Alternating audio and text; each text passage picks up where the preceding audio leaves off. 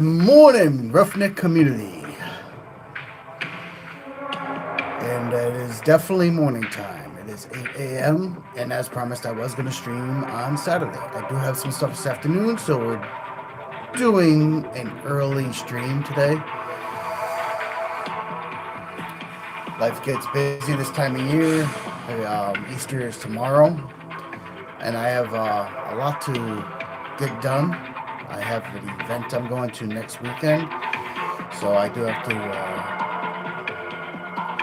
help out one of the members of Order of the Mythosaur cosplay group that I'm involved in, and I gotta work on a suit later on. So here we are here.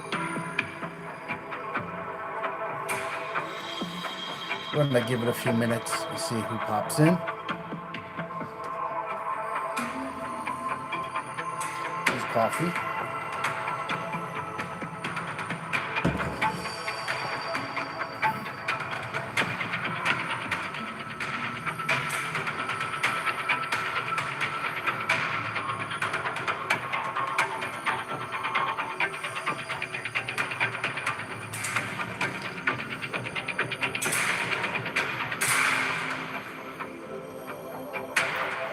We got a little bit of music going on.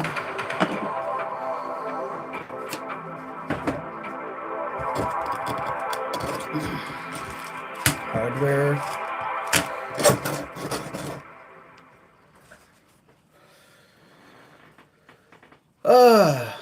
Nobody's popping on, which is to be expected, it being a holiday weekend.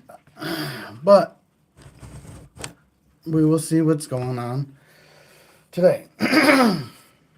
Oh, we got two on. Awesome, awesome. Welcome, guys. Welcome to the channel. This is an early stream for me, but I have things this afternoon to get done, and this is our Easter stream. As it says, it is Easter time. So let's talk about some stuff. We're going to put this over to the side. We will get back to, we will be wrenching on this. We're going to show you what came in, and it's for this truck, this is the Executioner.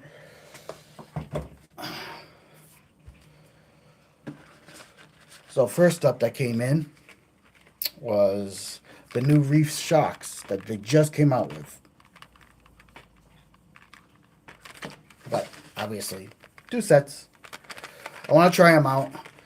Not exactly sure on how they're going to perform according to Reefs, but obviously they're going to say that their stuff is the best because they're trying to sell us the product. These are great.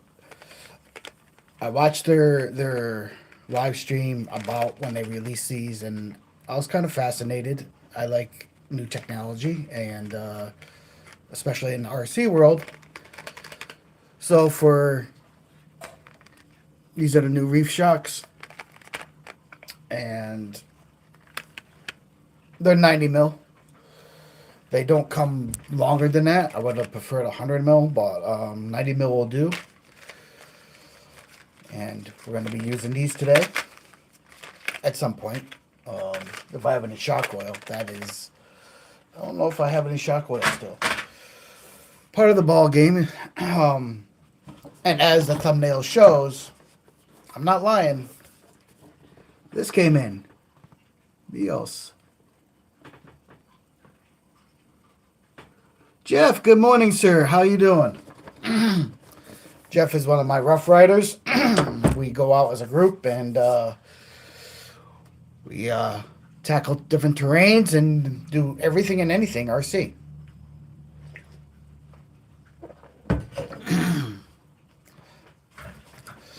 Glad you could join us, Jeff. So we are talking about Executioner,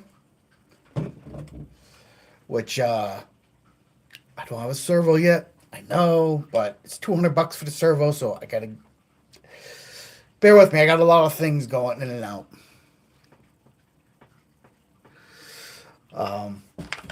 But we are also talking about Meos. And if you guys seen my short, you know I've already opened the box on Meos just for a quick glance, but I didn't do an in-depth anything. these are all my linkages for an executioner.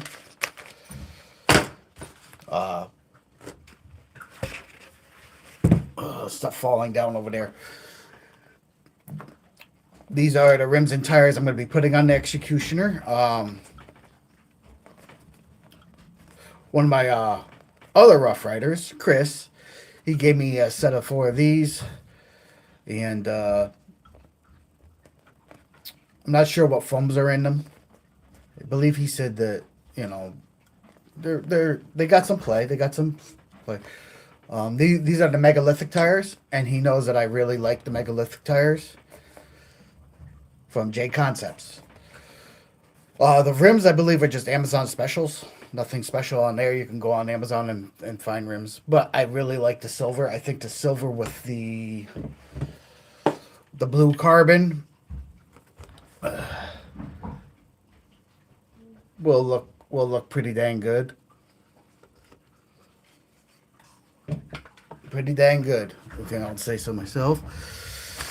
And so we did that. We also got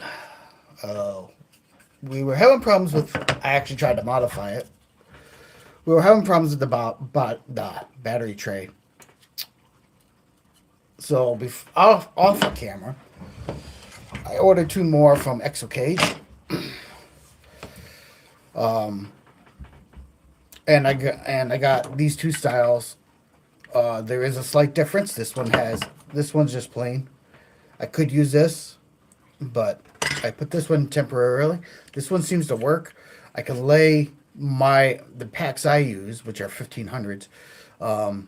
Matter of fact, I could probably show you one. I think I have one down here, like right in here. Don't worry, we're gonna get to the axles. You guys gotta be patient.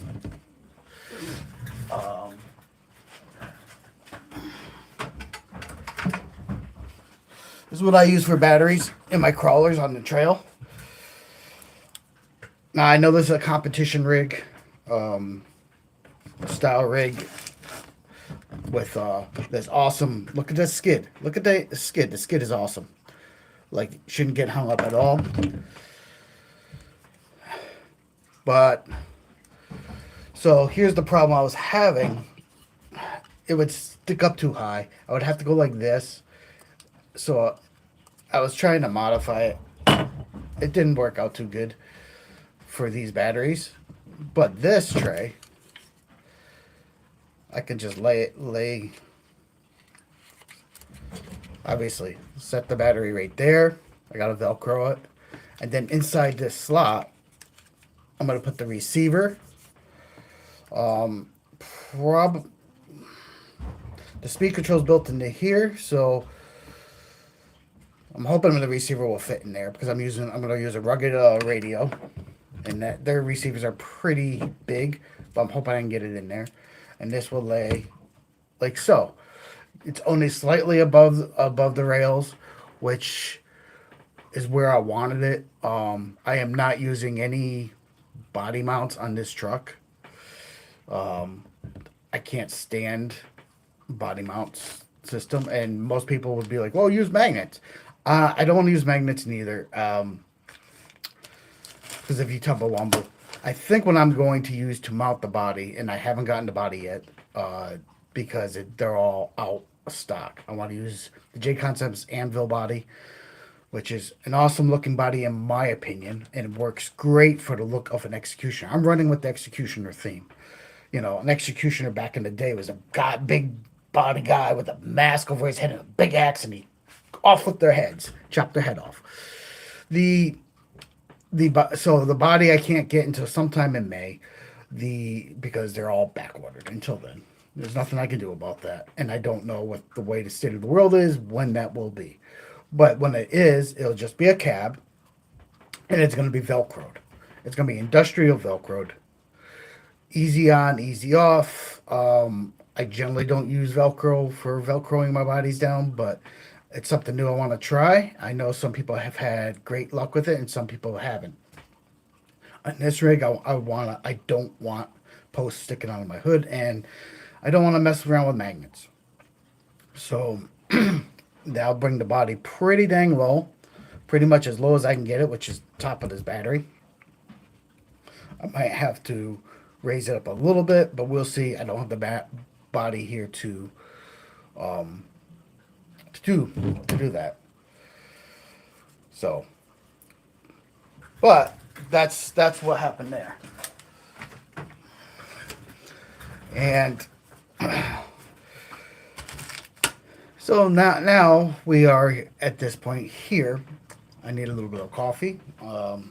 Big, not a little bit, big bit. Probably a couple of these today.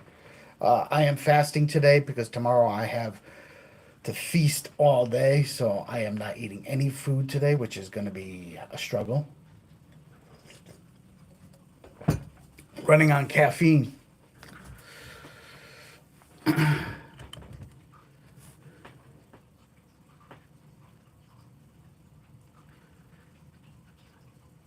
Amelia says hi. Hi. Um, Granted, this truck is probably going to be one of my, and I always say this, but definitely I'm switching gears over to some other stuff in RC world. But this will be my last crawler build for quite some time, and I hadn't done one prior to this for a year and a half.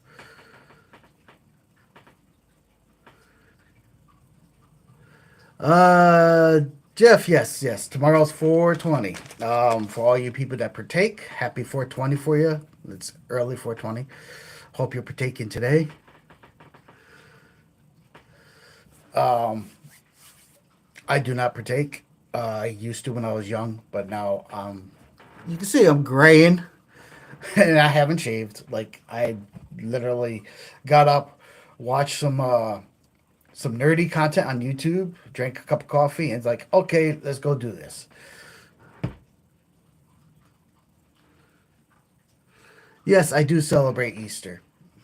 I celebrate Easter because I'm Christian, and I don't think I need to say it anymore. Easter is a big deal for my family, and I have two houses I go to. I spend a lot of time on the road. I eat a breakfast at one house, and I eat a dinner at another house, and it is it is like crazy times tomorrow for me. So I am fasting today to be able to compensate for all the food, and it's great food in celebration I will be doing tomorrow with a whole lot of family.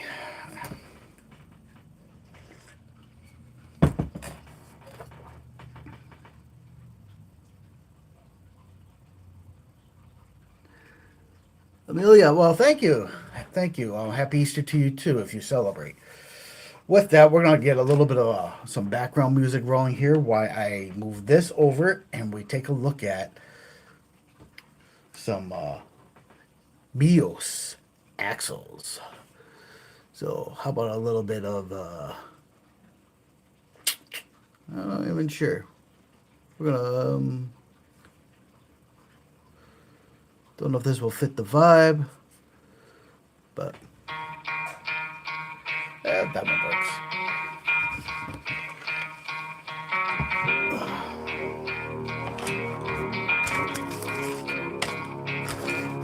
You guys can hear that okay?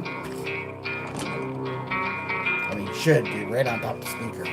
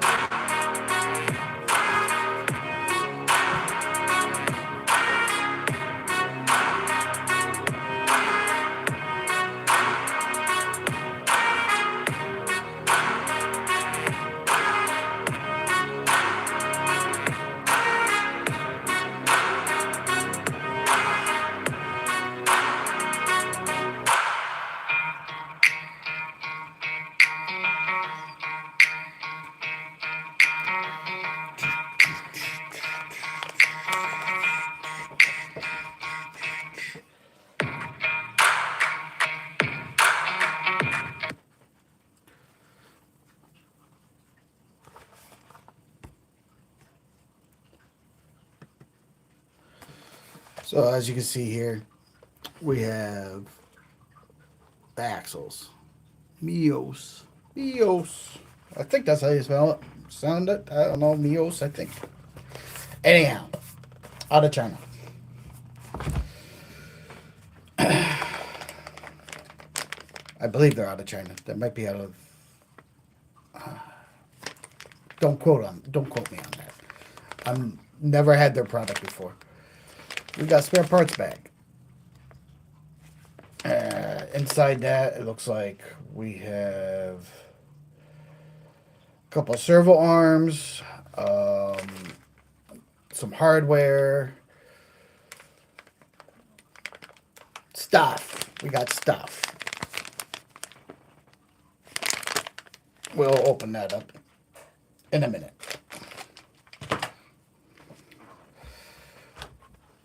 This is beautifully packed, by the way. Like honestly, it was in this box. It didn't. It shipped in another box.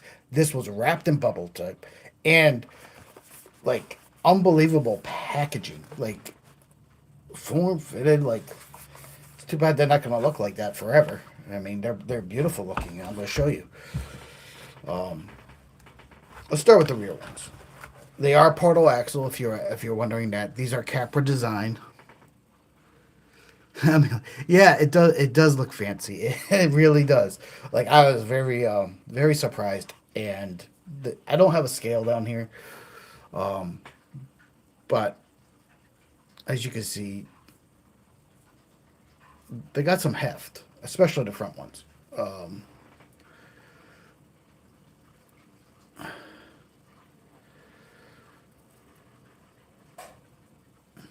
This is the rear, obviously, and we're gonna take a deep dive into there because with all things, I like to double check and make sure they're well greased. I don't want to get it installed on the truck and have to take it back off and real grease it, and I don't trust the factory. So we will be doing that to these. We'll be popping off and taking a look at what's inside the pumpkin. And if you're not sure what the pumpkin is, this is the pumpkin where the diffs are. So, but that's the rear.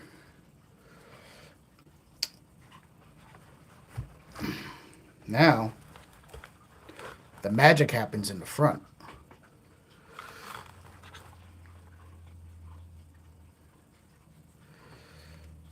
So,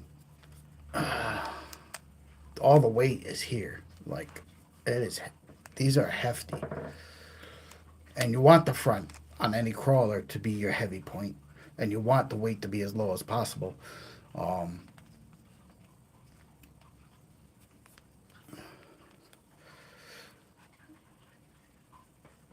these are brass. I don't know if you can see that. I'm filming off my phone, so I mean, but these are the solid solid brass. Like it already comes with the brass, so you don't have to add more if you don't want to. Oh, granted, I'm gonna be buying a raw 800 brass servo, but that's the only other brass I'll be adding to this truck.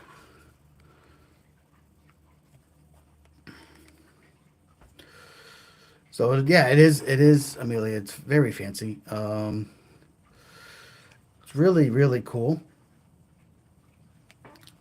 I mean, that has a heft. I don't have a scale to tell you how much it weighs. I think my scale's out in my shop somewhere. Multiple buildings, but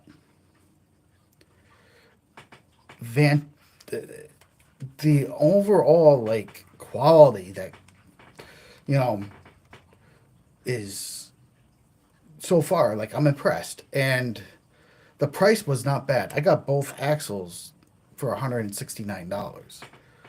That's 169 US.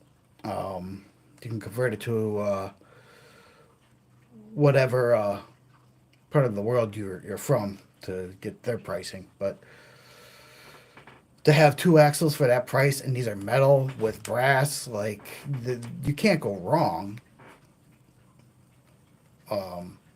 So that is kind of where we're at with those.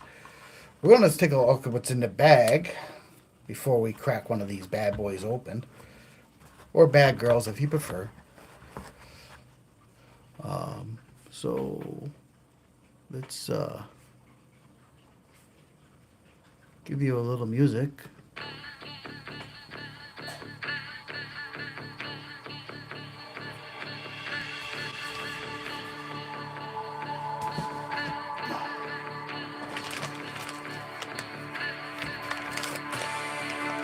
Of course, see what this can do.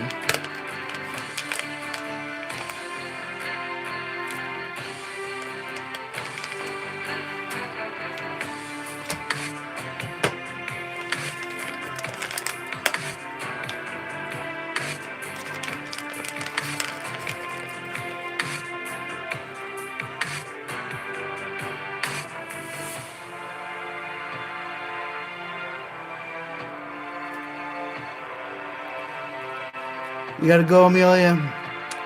Thank you for the best wishes. I will definitely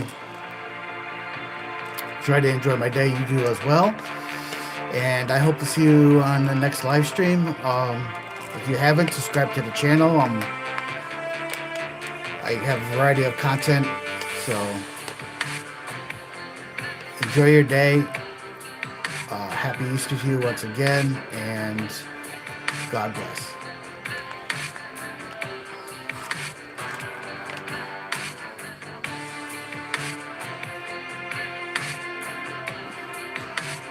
The bag of mystery stuff.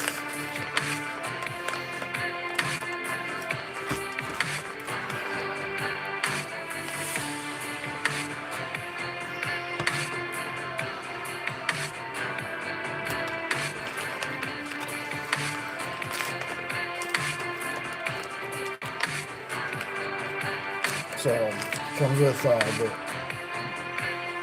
comes with hardware.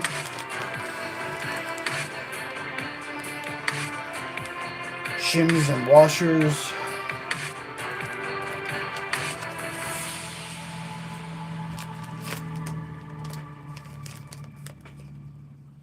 Comes with more spare parts, some gearing.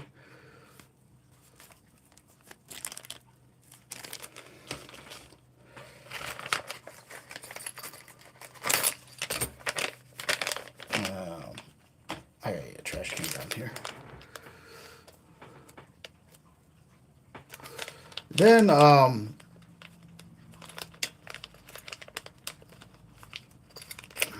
open this up.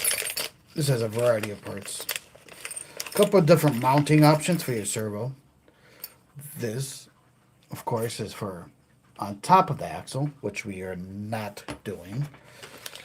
We are going to play around with this, which I believe is for behind the axle.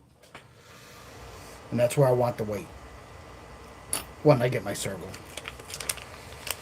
Then it also comes with two different servo saver arms, both 25 tooth.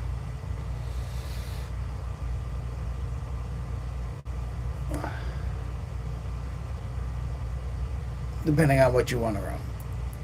And then some other little hinge looking thing. I'll have to figure it out, but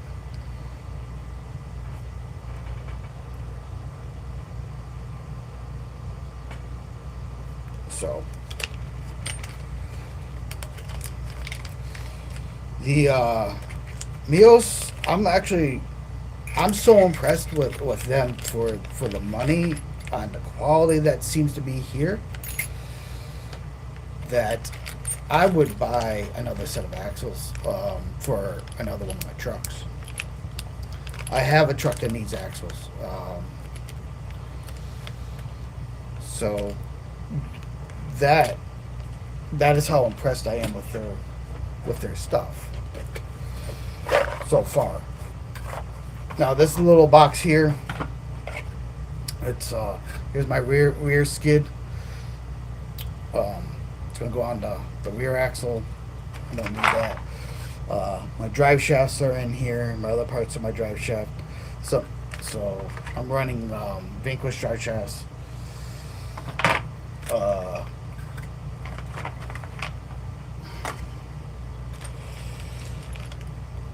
But I'm gonna stick these in this box because I don't want them in my way. Let me crack this bad boy open, and I don't want to lose them.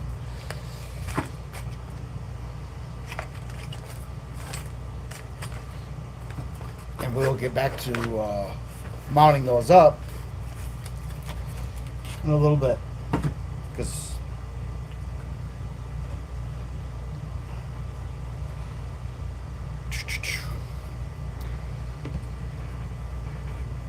this is what we want to look at.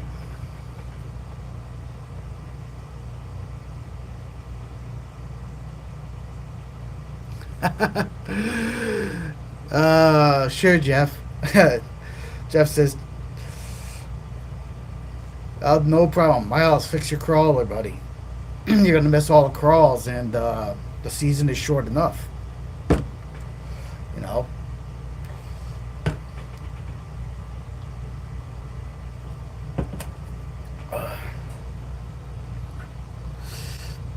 Alden, what's going on, buddy?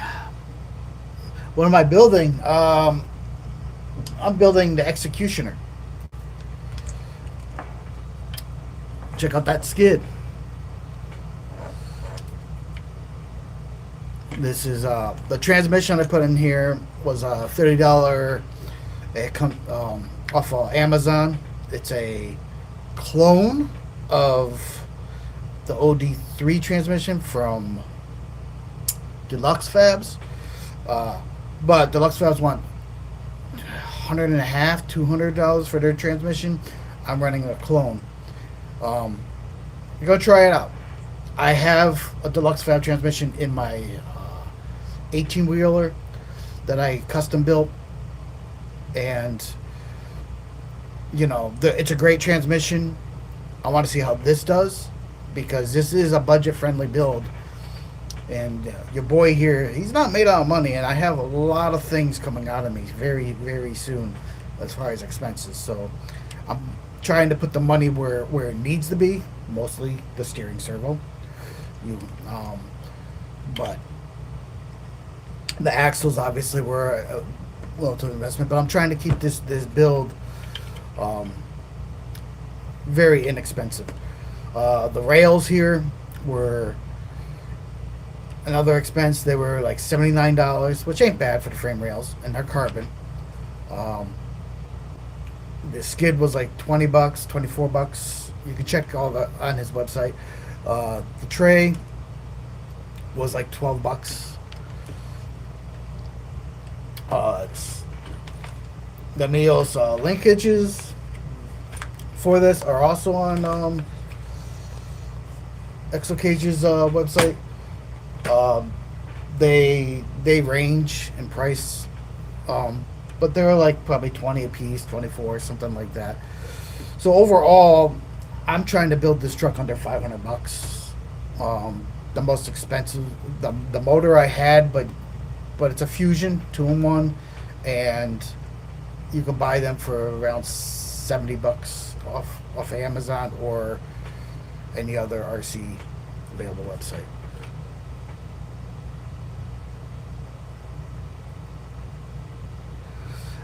Yes, Alden. I am running a Fusion in this rig. 2-in-1. I really like, for the cost, I really do like the Fusions. This is a Fusion SE, so it's the cheaper one. I think it's 1800 kV, might be even less.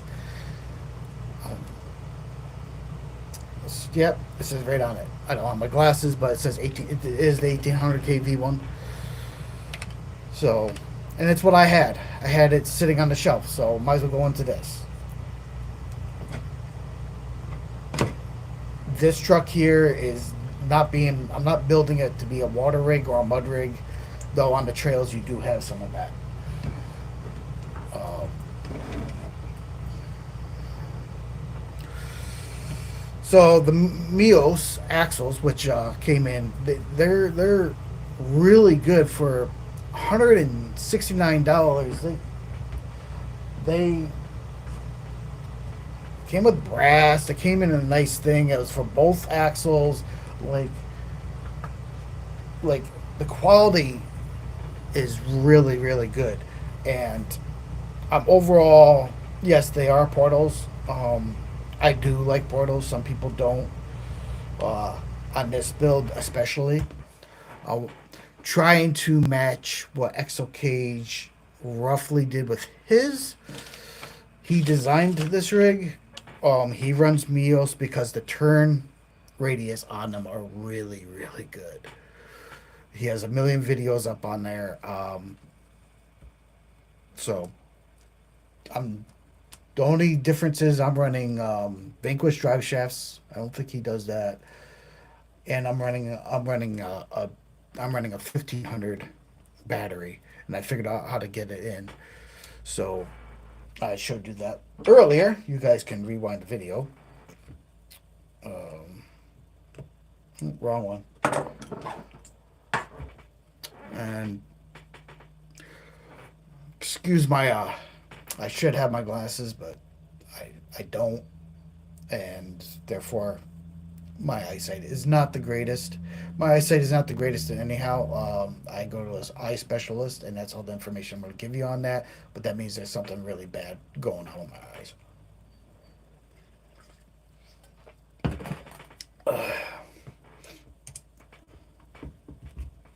We're gonna crack this thing open. Number one, you should double check anything that you get from any of these companies to make sure that you have plenty of grease. And it is your opportunity to do that because it's not in the truck, so it makes everything easier to do.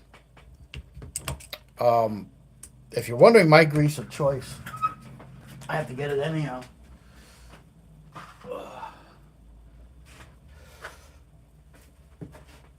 This is my grease of choice.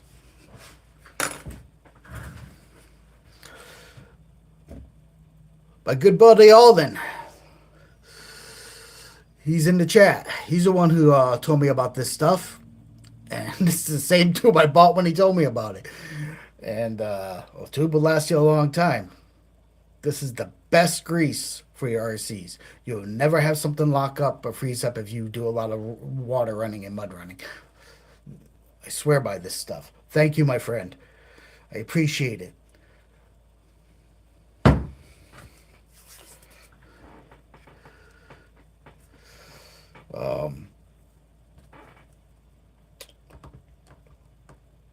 It's the day before Easter, guys, and why I'm unscrewing this, we're gonna put a little bit of music on.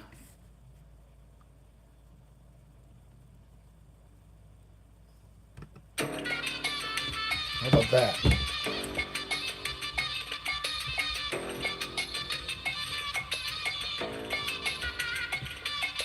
No power tools here. I am not stripping these out. I cannot right at the moment. Plus the waiting time. I literally had to wait almost 3 weeks for these dang axles because of what's going on in the world. And they had to be shipped across the sea. I can't wait again. I have to wait for a lot of stuff. I'm very impatient. Don't want to wait. I want to get this. I want to get this done so I can get it out on the trails.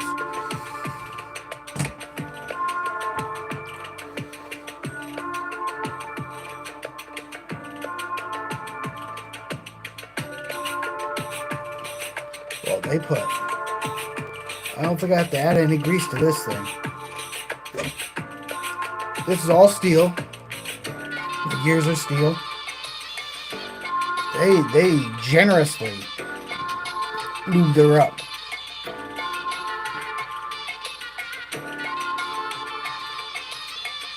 very generously. I mean, once again, proven the quality in these axles are fabulous. Like I've never had these type of axles before. Um, like I said, I was trying to match what Exocage built. It is his chassis design. It is his chassis skid design. It is all his design. I am not taking credit, you know, but it is a very, very performance oriented rig. Not really a trail crawler, but we don't care. You can take a performance rig and trail crawl. You can trail crawl anything. You want to trail crawl an X Max, you can do it. Not that it's going to be successful. Um,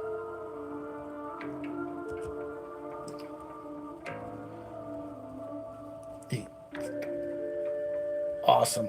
Like I don't even know if I should have to. Do you guys want me to pull one of the portal covers just to show you? Let me know in the chat.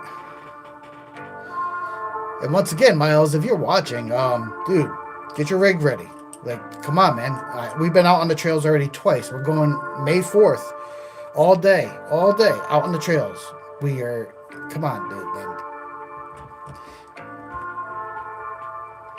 Try to make it. Seriously.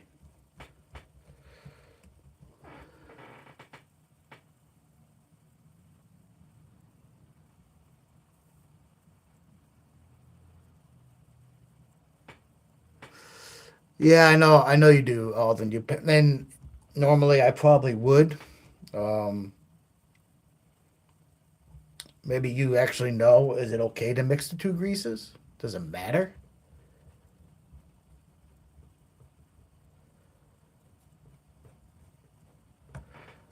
I don't normally like to mix different greases, and I don't want to clean all that up because then I have to break out the sonic bath,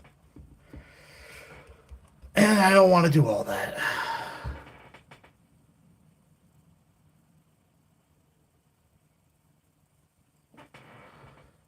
Iffy, not unknown. Oh, exactly, unknown what they use. Yeah, play it safe. I'm just gonna it looked well greased. I'm just gonna run with what they got. I mean, I once again I do not plan on getting this rig swamped down on the trails. Like this is like if I come across a crossing like that, I probably will pick the rig up and carry it. I have one other rig I do the same thing for. My Blue Rhino, I do not run in wet conditions. All my other stuff, I don't care. Like because I built those axles. I did the all of it from ground up. Like I submarine some of my stuff.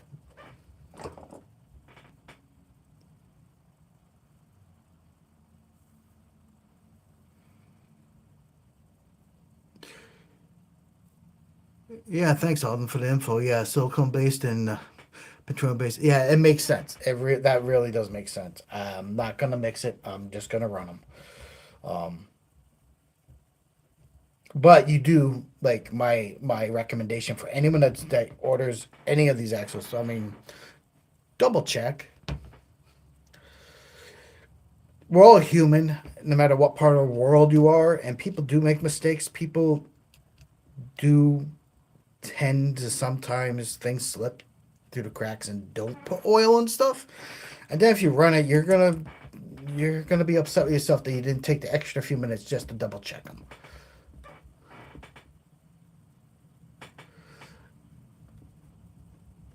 Yep, definitely, always worth a check.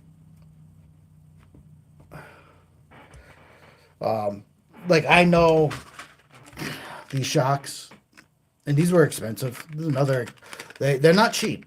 Reefs shocks are not cheap. Um, they don't come with anything in them, so I gotta do that. I gotta put the oil in them and stuff. They come dry.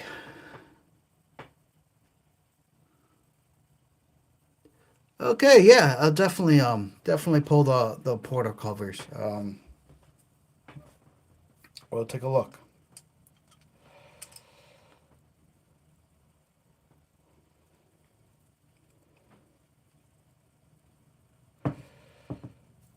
this is I like building trucks that perform. I prefer performance over looks when it comes to my trucks.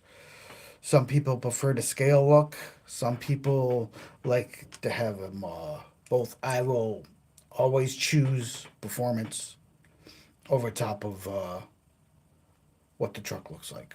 I want it to perform when it's out there. I want it to do things that astonish me, like that, And I only want to be held back when I'm doing rock crawls and stuff like by my skill level, not by the technology that I'm driving. Uh, that's why it's very important that when you're building a rig to make decisions based on what your goal is. For me, I'm always looking up on tires and stuff because people overlook tires, but tires are very important on how your rig will perform. Um, the megalithics, I've had good luck with how they perform, and for with our type of rock in this part of the world, the tusks perform really really good, and the Hyraxes perform really really good this year. But the problem with the Hyraxes and the tusks is if you're running on a trail, the tread gets the more dirt you're in, the tread gets all packed, and then you lose its gripping ability. And that is, I haven't run into that with the megalithics. The Aztecs are supposedly better than the Hiluxes. I haven't personally bought any.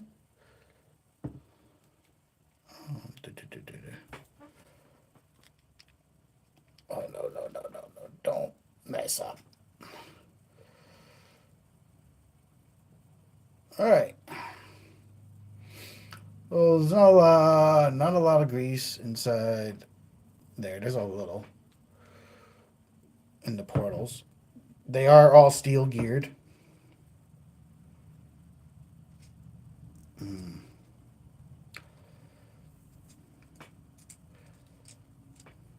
But it's a blue grease, so I'm thinking it's hard for. I don't know what they used. Um,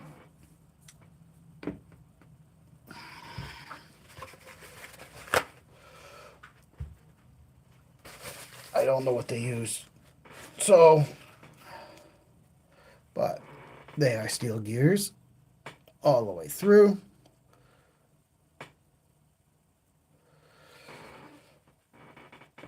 Which is very nice.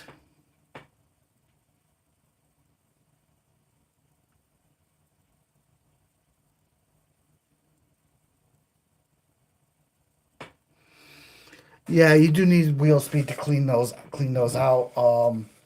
I run 3S also, but my stuff isn't geared to the moon.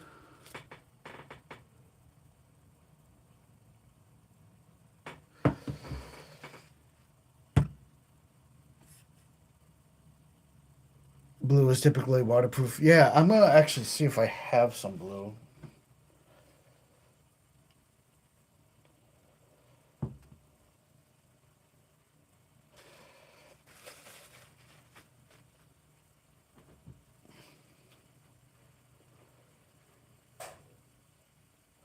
So if blue's typically lithium, we're gonna just pack it with red. We're gonna put more in there.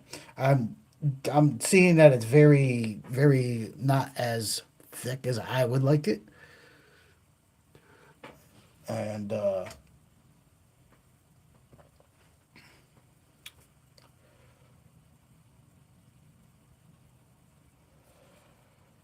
well, that's why I have a new one because the other one's buried way down in there. I might have to cut some of this off to dig some of this out.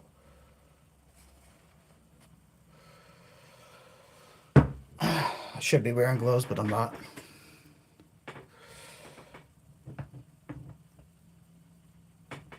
My main concern is the bearings in here. They didn't seem to have a lot.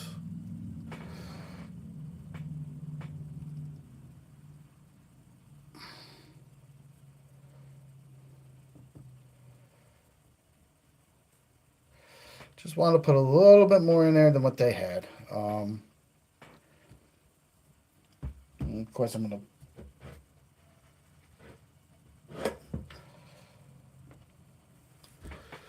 I'm very generous.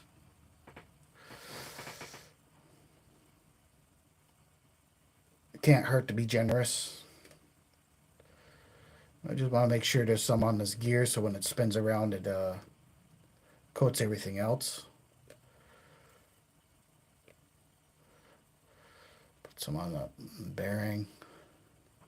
The other bearing's pretty good, but this bearing didn't seem to have a lot.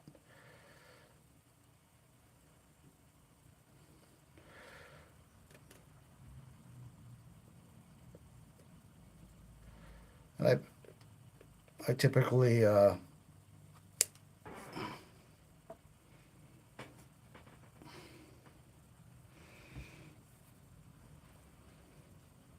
damn it. Problem is, I have a huge desk here. There's stuff everywhere.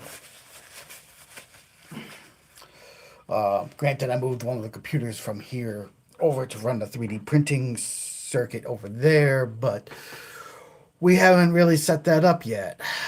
It's just all sitting there. I did manage to get my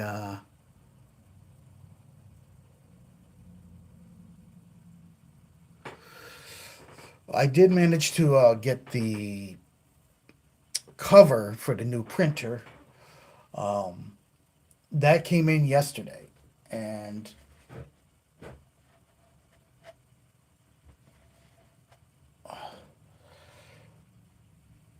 because that came in yesterday,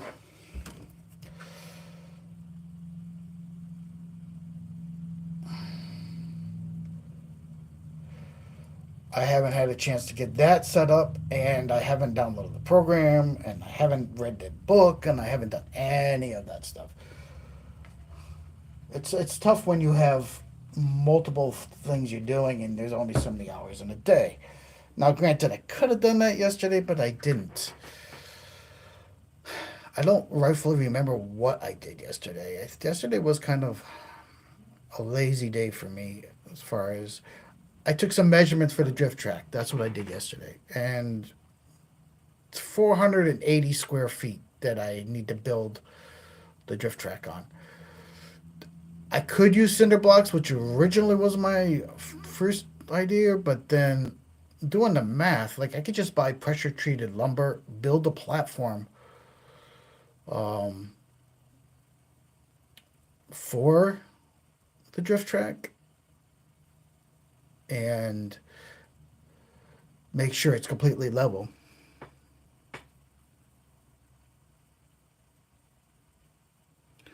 Yeah, Alden, buddy. Like always, too much to do. Always, man. Like I know you know it too well because I've invited you out to every single crawl, including the May 4th one, and you haven't been able to make it. It's I understand. I completely understand. Um,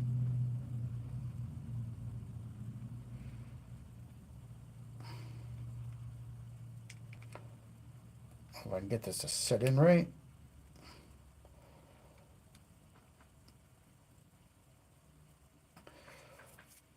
I take this little thing and I wipe it off like this. I mean, as pretty as these things look, they're not gonna look like that forever. I mean, honestly, they're gonna get all scratched up. That's part of the nature of the thing. If you know anything about crawling, that scratches are like badges of honor. As long as they're put on the right way, you don't mind.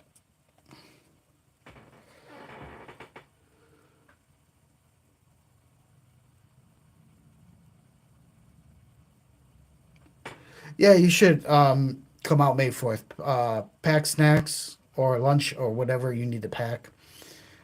I will have all my tools. I have that big backpack. So um, spare screws and stuff I'll have. But yeah, I hope you can get out there. Like that spot is in New Britain. So far, like I really like that spot. And we didn't even finish the loop. We didn't. We had a couple people break down, so we had to. We decided to turn around. That's why the early start, because this time around we're not stopping. We're doing the loop. If you break down, just stay on the trail and walk back to your car if you want, or stay with the group and enjoy. Bring a spare rig if you can. That's always smart.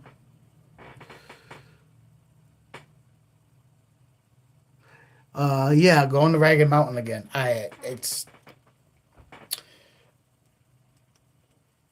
It's very good for what we do, the crawling aspect of it. It's not very difficult on the body as so. I mean, there's some wet spots if you fall. Obviously, you could get hurt, but like if you're, it's not like going up Sleeping Giant. It's Ragged Mountain doesn't have that challenge. It's not a vertical challenge. It's just a slight incline all the way up, but with a lot of rocky terrain, which is nice when you want to crawl. There was some water crossings, but that's to be expected. That may or may not be there because it is springtime, so there's a lot of rain and a lot of stuff going on like that. But yeah, Ragged Mountain is actually better than I think it's better than Devil's Hop Yard, which we go to frequently. Devil's Hop Yard is it's about the same distance. Takes me the same time from my house to get to either one, and it's a longer trail, so it's longer than Devil's. So that's why also for the all day thing, it is supposedly the loop is 5 miles. And this time around, I'm not filming anything. Like I am going there just to enjoy the truck, the environment, and the community, meaning you guys. I'm not filming it this time. I filmed last time, but I think something like that, you really just got to concentrate on driving and putting and trying to accomplish what you're setting out to do is to do the whole loop. When you film and take pictures and all that, looking for the best angles and all that, that slows up your progress as far as being able to finish the crawl. So 9 a.m. that will be. So that means for me, I gotta leave here by 8 a.m., 8 in the morning to get there at 9 a.m. before everybody else. Or I got to try to beat everybody else. Sometimes you guys beat me. If carpooling is an issue, I have limited space in my car. So you got to let me know.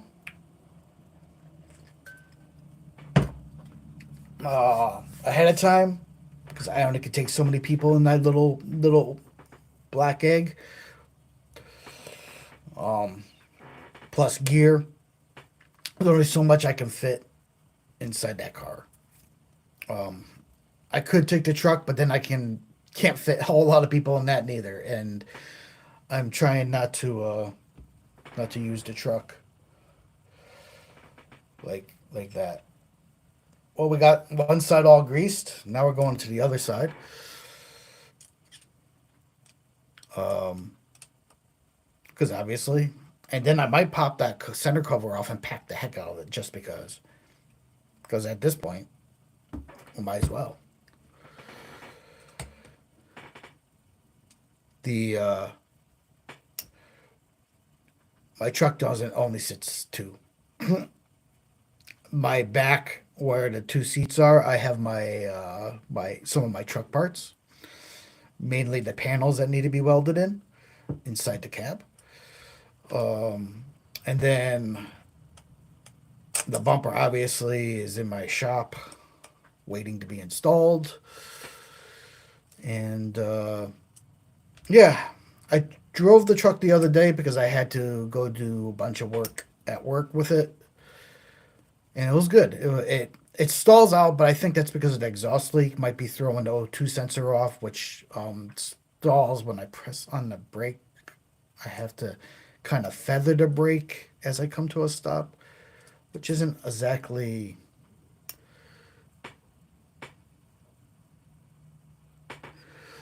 Yeah, well, and I appreciate that once again. I know you're doing me a solid as far as doing my work on my truck for me, and the money's there, so the money's not an issue. I have been sitting on my hands as far as ordering stuff, especially for this build or anything, and only ordering little bits of stuff just to make sure I can pay you.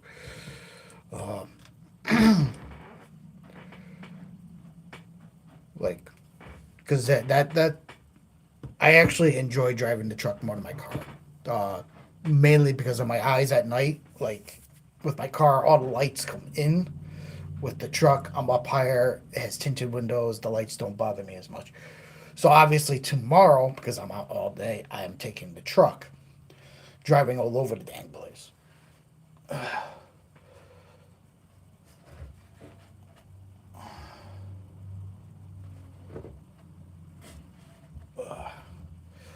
Nice, nice little healthy glob there. We're gonna pack it like we did the other one.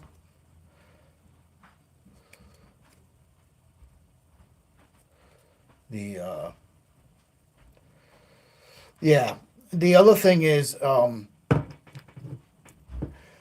don't know if all my Rough Riders are on here. Only showing two. In any case, when it comes to the drift track, I'm gonna need help, guys. Like that's not a cheap endeavor. That's also, even if man, I will fund it, but like I'm gonna need help getting it all built up in a timely manner. It's I can get the lumber locally. Like that's not the issue. The issue is trying to get it built for the season, where I'm so busy with everything. It's also one of the reasons why I'm thinking about selling my jet ski. I don't have time to do all these hobbies. I have a e-bike that I need to ride. Like, I mean, if I have time to jet ski, I have time to take the e-bike out, and I'd rather take the e-bike out. Next weekend I have a cosplay event. Today, like I said, the reason such early stream is that later on I'm going to be painting a helmet. No, I'm not streaming that. That the client is coming here, hopefully, because he's out of time unless he wants to run with a primer gray helmet. The, and hopefully he finishes paying for his suit. And yeah, we're out of time because the group is all scheduled for the 26th doing a cosplay event. Um, and there's only X amount of time during the day. And I can knock out the helmet pretty quickly, but at the same time, I need it here to be able to do that.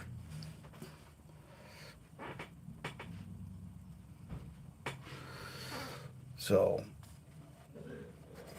for all you people who are not local and don't know, who are tuning in from other countries and stuff,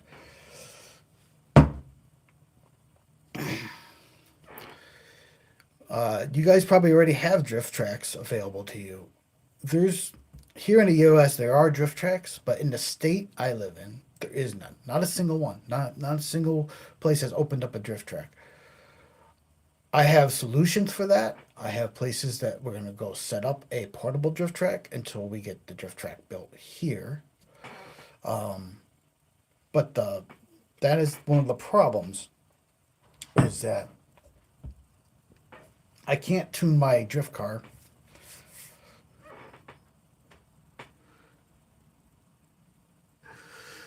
Jeff, yeah, now there's three. I see that. Three, and then one, and then three. It bounces around. But yeah, for my community, for my club members and people that know me, we are trying to make the dream of having a drift track available for us to play on happen as inexpensive as I can. Because once again, your boy doesn't have the luxury of having $1 million sitting in the bank or anything. And honestly, I don't want to have to rent excavators and stuff. So we're not going to dig into the ground. We're going to build a platform, like we're building a deck, but not raised. We're going to use pressure treated 4x4s, I think, and we're going to frame it out that way. And then we're going to lay pressure treated 8x4 sheets of plywood down, and then we're going to be able to lay the P tile on top of that.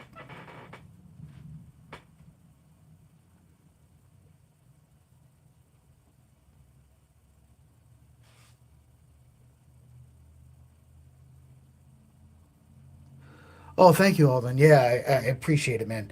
Um, I'm not charging anything to use my track. You just have to be. It is private property. It is. You have to be within the RC club, and I have to personally know you to come and play on the track. It's not. There is no charge as of right now.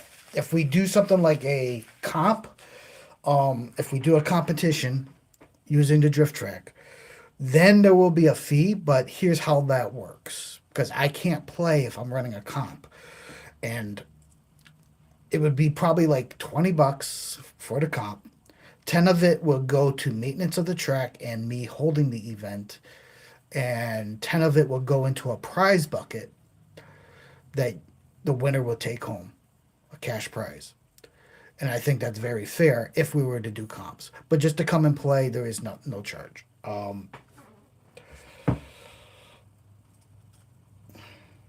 That being said, we have to build the track before any of that happens. And also, you can bring your ladies if you want. I do have an in-ground swimming pool, so while you were playing with RCs, they could sit around the pool and do what women do, just gossip and paint nails and swim. I mean, there is that.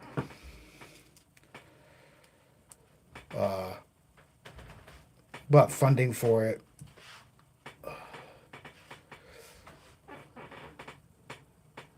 it's. I don't plan on holding comps right off, just so you know.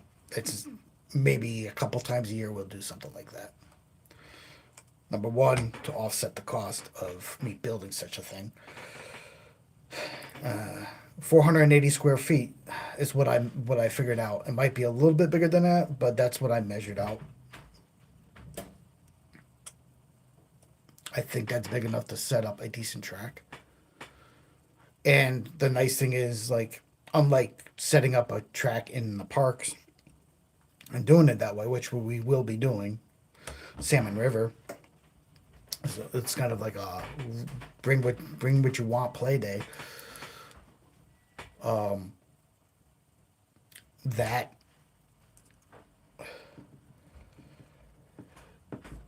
they could kick us out if they decided to. I mean, all it takes is one person complaining to the park rangers, and they could be like, "You got to go." Whereas on my property, the only person that's gonna kick you out is me, and that's only if you're acting stupid. Um, like my guys know, all my guys know. Like I run family friendly events. You know, you can partake in anything you want. Just fall to the back of the group.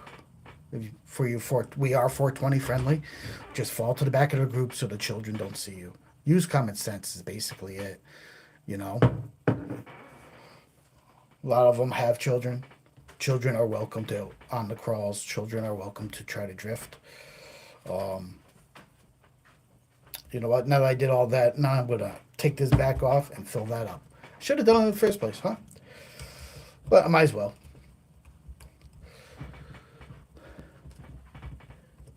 The scope of the drift track isn't the biggest in the world, but also with us using lumber, it allows us to do certain things that I've seen on other people's drifts, like mostly over in Asia, because they're really big into the RC drifting over there. Um, is and that's where I'm going to get the P-tail from. Is the same P-tail they run over there, and that's why I want to set up my car to run on that stuff, and not because a car will behave differently on street on pavement than it does on P-tail. P-tail is more slippery. Special tires are needed for P-tail friendly. We do not run the same tires we run on concrete that we use on P-tail. Um, that is the one thing. Like, I mean, be respectful of it. Like, it is a costly endeavor for me to do this, and I do it because you guys are great, and I enjoy spending RC time with all you. So, but be respectful of the platform because I can't build it insane. But the nice thing about lumber is you could do where it comes underneath and the track goes up and over too. Like there is things that we can do and add on later if we decide to as a club. Uh, this is just the beginnings.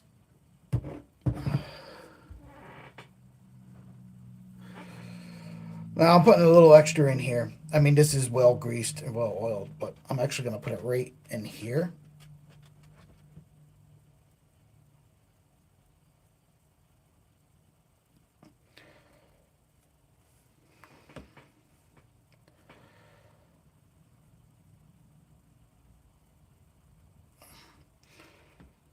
Because that spool is pretty kegged on, which is good. I just want to put a little extra in the well just to make sure. And then a little bit on the bearings here. Just nothing like, I mean, most cases you end up with a seized bearing, um, if not well lubed. And then you gotta replace the bearings, and then you gotta take it all apart. And this just makes it easier when we're putting this back together, like this.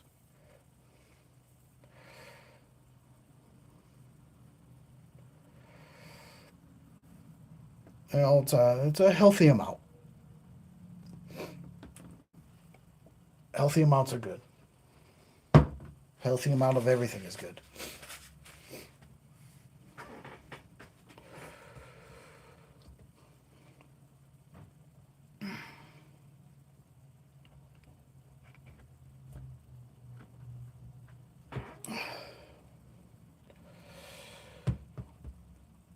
Yep. I I think a bash day is coming. Well, all around RC day is coming, but also a strictly bash day is coming.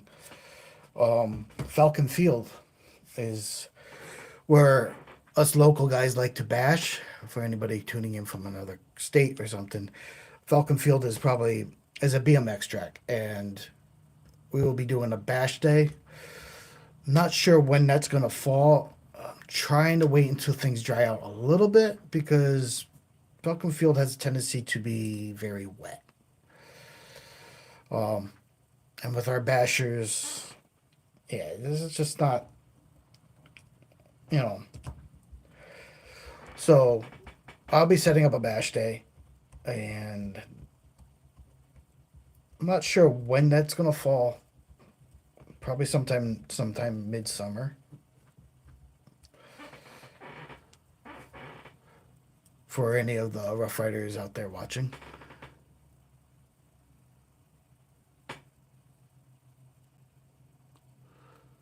Yeah, definitely air out some rigs. I got two buggies that I'm gonna bring, my Typhon and the Corelli, which is untested. Uh, so I don't have a lot of bashers anymore. I used to have a lot of bashers, but um, though I like the buggies. I just really like the buggies. It's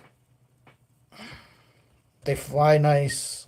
I'm not the world's best jumper, and I'm probably really rusty because we didn't do any bashing last year. We didn't go and do any of that. So there's that happening. It's like I said, this channel's all things RC. I didn't just like last year. I didn't run the boats at all. Didn't go down to the lake and run the fast boats. That's another fun thing. If you guys like RC boating or have never tried it, it's more kind of like, well, drifting is different, but drifting you're kind of zenish. Um, just boating is just nice when it's a nice day. You're out on the water. You're down by the water. You sit up a chair and you can run some batteries out, and it's a different activity than crawling. It's more relaxed, I think. Um, Obviously more than relaxed than hiking trails. And I also think drifting is very similar, like to that. Like it's more of a more relaxed event on your body. Um, so there we have it.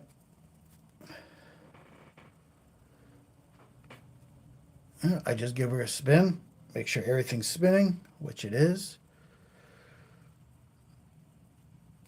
For those of you that don't know, also when you're spinning, all that grease I just packed into this thing is being moved around, getting nice and coated.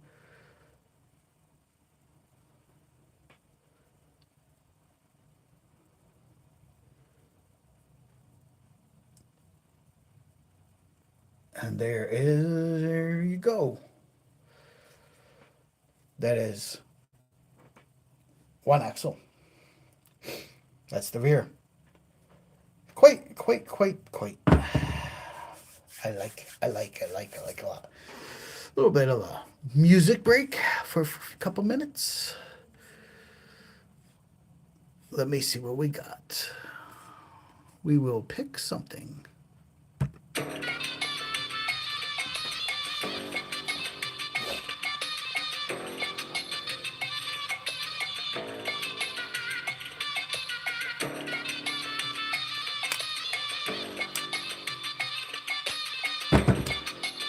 Oh, yeah.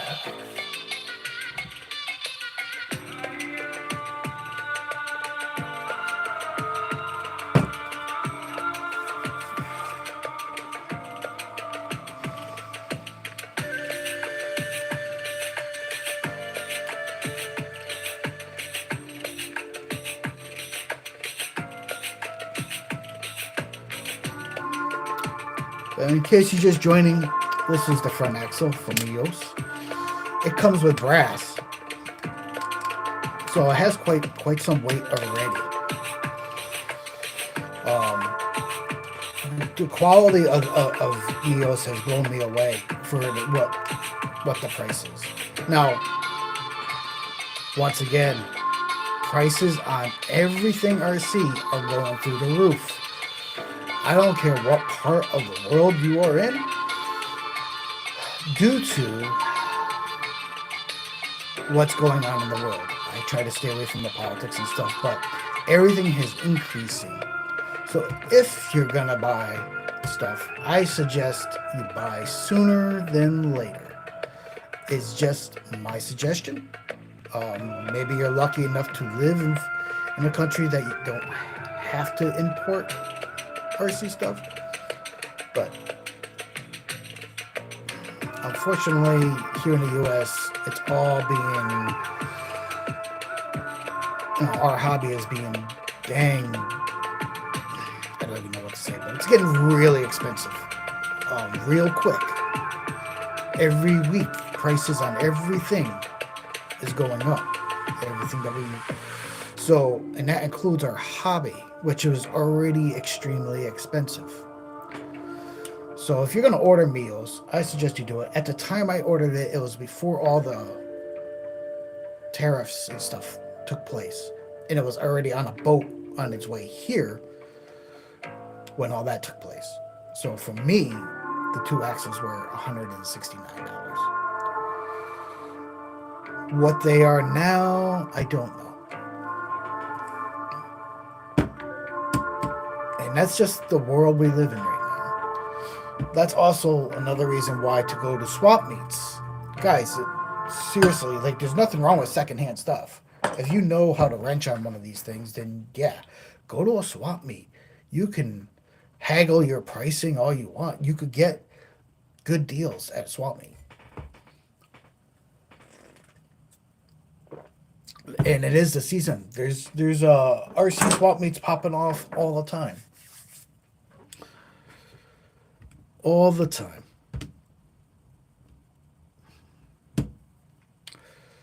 And yeah.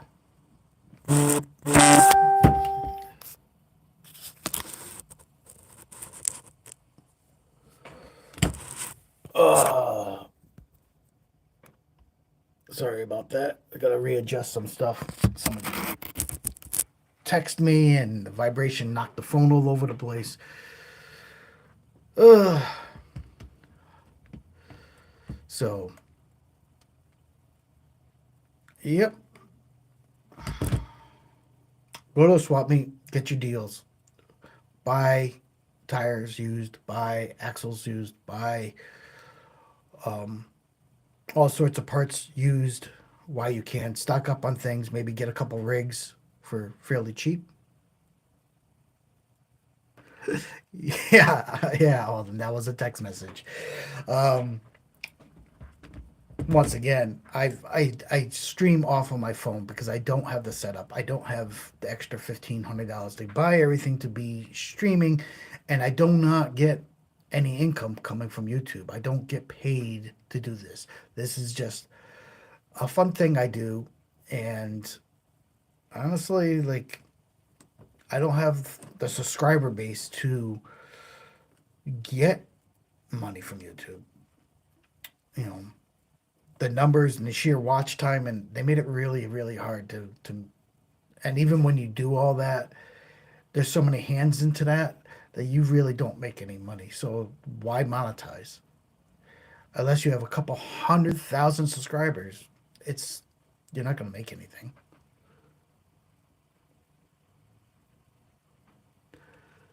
Well, thanks, Alden. Yeah, the cell phone works great, and it does the trick, and it's mobile. So if I'm out on the trail and I decide to go live with the guys, like I can do that. Now, granted, then I won't be crawling, so that's part of the thing. But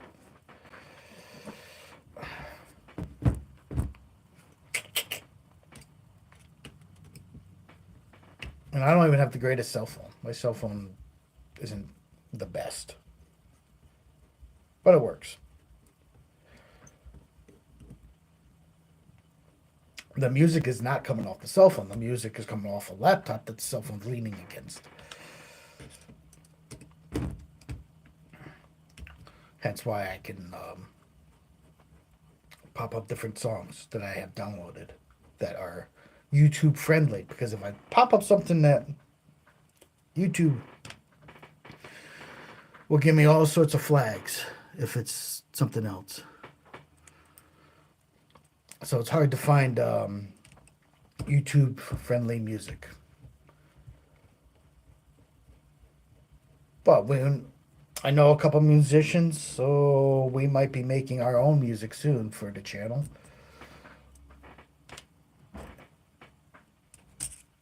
And therefore we won't have to worry about it because it's our music and it's not anybody else's music.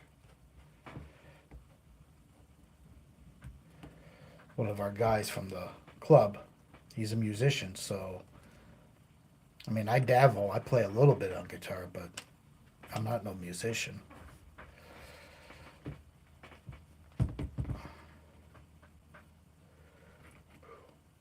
Oh wow,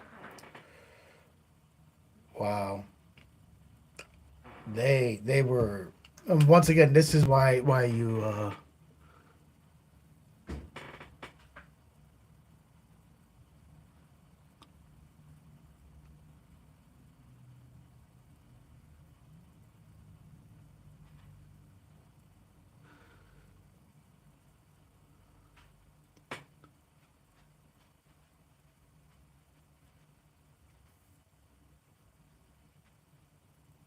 yeah, exactly. Copyrights are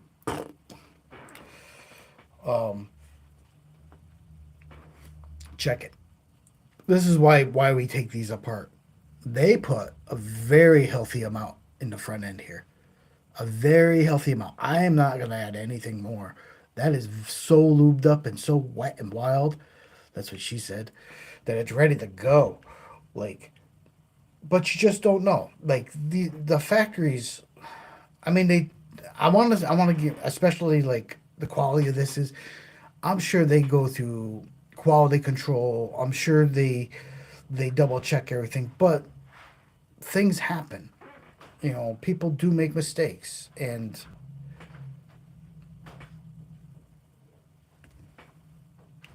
you know it's part of. I think it goes this way. Part of what what this hobby is about. I think it goes that way. Oh boy, I should have paid attention. Let's go the other way. That one's going up. I think that one goes up. I hope it's the right way. Otherwise, this is going to be, yeah, should go this way. But yeah, people make mistakes. Yeah, all of them very well built for the money, and has a decent amount of weight, so you're getting that lower weight that you want. This whole truck is designed on having the weight low. The motor is as low as you could possibly get it. The transmission is very low. You know, the servo is going to be positioned very low, like behind the axle,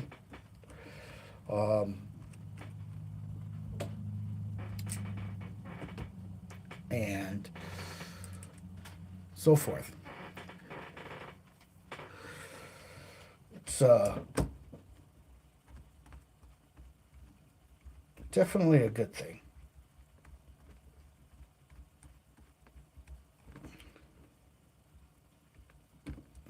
Now, some of you like power tools. I strip stuff when I have power tools. Oh, here's the other thing. Like they're deep dish. Like just in the quality of the hardware. Like you don't if you do use power tools, you probably don't have to worry about stripping this in because all the hardware you get a nice deep bite on it. Like a lot of the stuff comes with shallower hardware that you end up breaking or stripping out if you use power tools. Um, that's why I use hand tools. No chance of me stripping stuff out.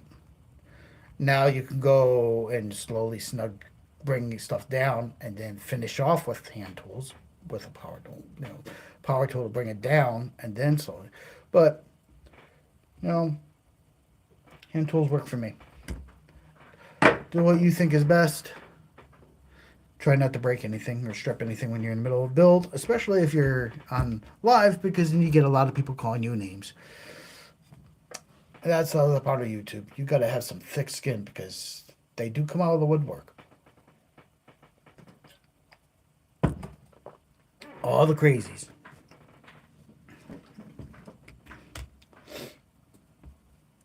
Let's check out these brass covers. Hmm?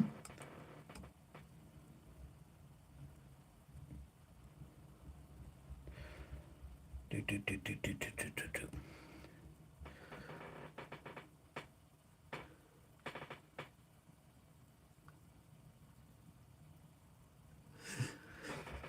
You're laughing at me, Alden. Yeah, because I don't remember which way that's supposed to go. And then I'm assuming that the drive shaft will be up higher.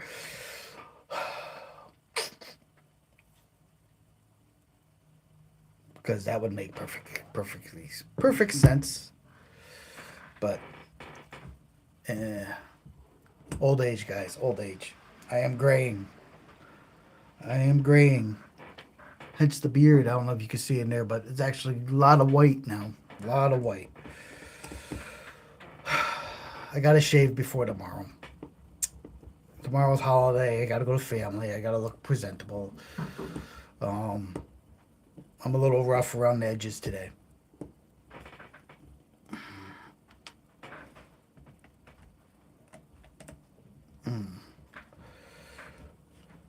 This is a pretty long stream, and I thank you guys for hanging in there.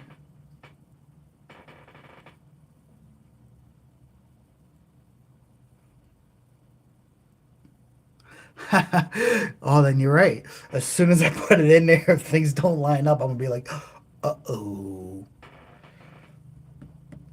uh oh, uh oh.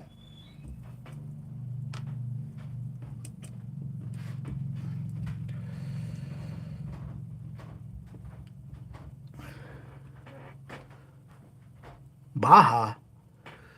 You gonna break out the Baja, Jeff? HPI Bajas? Yeah, I mean, bring Bajas to Falcon Field. I did. I brought the Raminator to Falcon Field. Ask Alden. He knows. He was there. And that was before we got converted to electric. So I was making all sorts of racket. Also bring.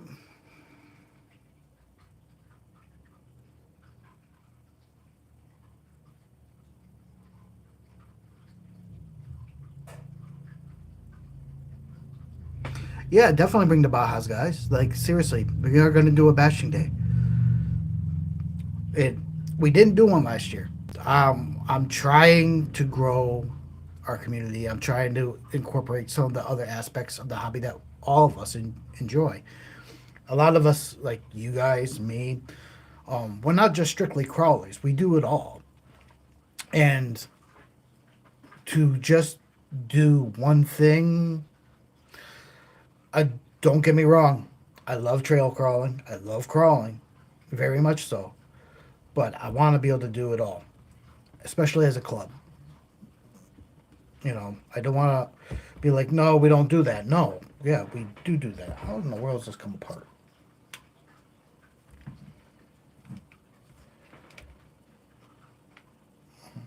Come on. Oh my God, this is gonna be a nightmare to put back on. Well, it's got grease. It's got quite a bit. I might put a little bit more in because I went through all that effort to get the dang thing off. This is solid brass. Brass, brass, brass.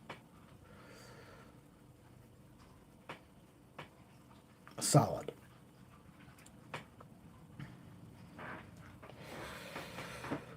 Uh, yes, Basher Day. Also, Picnic Day.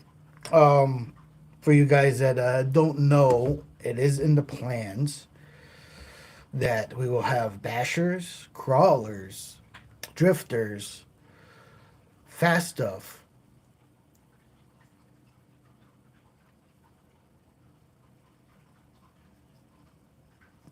Um, on the at the picnic, RC picnic, and that's going to be held at Salmon River Park.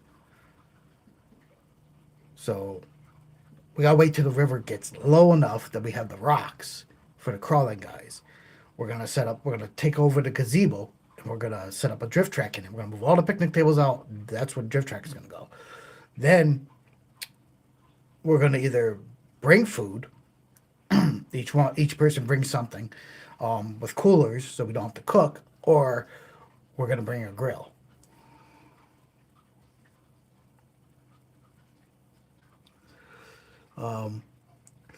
So Alden says definitely low. Nice, heavy, slow, low slung weight. Yeah, very heavy. This is where the weight in the axle's coming from. These aren't light, and they're very nice. And they're machined steel gears, which we like to see.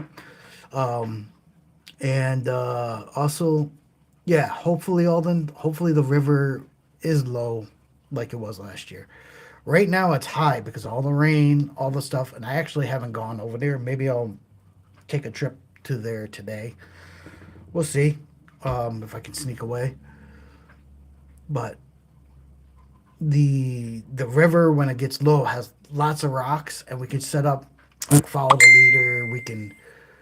We can set up a whole bunch of things going on events. I have a backflip ramp. I'm sure some of the other guys have some other ramps that they can bring, so we could do like jumping out in the field, speed stuff. Me having a truck makes things a lot easier. I don't know what the laws are about bringing propane grills to the park. I have to look into that. So we might just do like sandwiches and cold stuff in the cooler because I don't really where the gazebo is. There's not really a grill area there. I don't know what the state law is on that, and I got to make sure.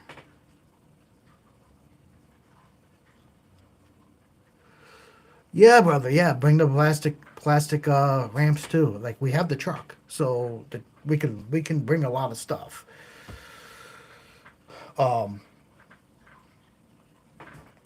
That is the going to be the RC picnic. When that is happening, I don't know. I don't know. It takes a little planning. It's a lot bigger thing than just a bash day. It's an all type of RC day.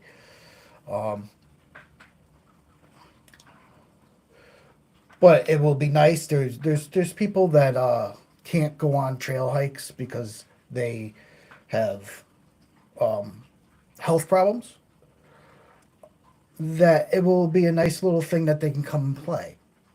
Maybe we'll do also like a car show, RC car show too. Like they call it convoys or something, where we'll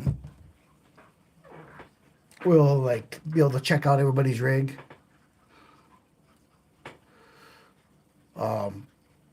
That is also in the planning. I really don't need to put a lot more on in here. I'm putting a little bit more right on the gear, a little bit more in that cup, extra in the cup where the bearing goes, a little bit around the bearing there, just because I have it apart.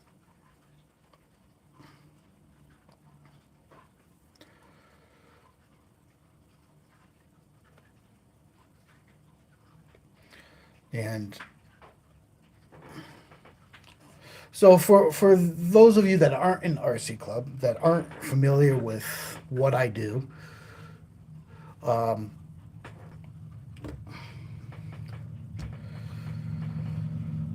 the the become a, how am I going to say this? To be a member of the RC Club, one of the requirements is that you have to come out and do a trail crawl with me. One trail crawl. That's all. You have to. A lot of people want to be members of stuff, and then they don't want to be. They have to participate. That's the word. You have to participate. Like I do. It's a lot of work for me to run. Well, technically, I run two clubs, so, but it's a lot of work to run a club. Um, this ain't going back on. No, son of a b. Son of a b. This is gonna be. I thought so. I thought it was gonna be a pain in the butt. I gotta get everything lined up for it to slide in, and that's a little hard.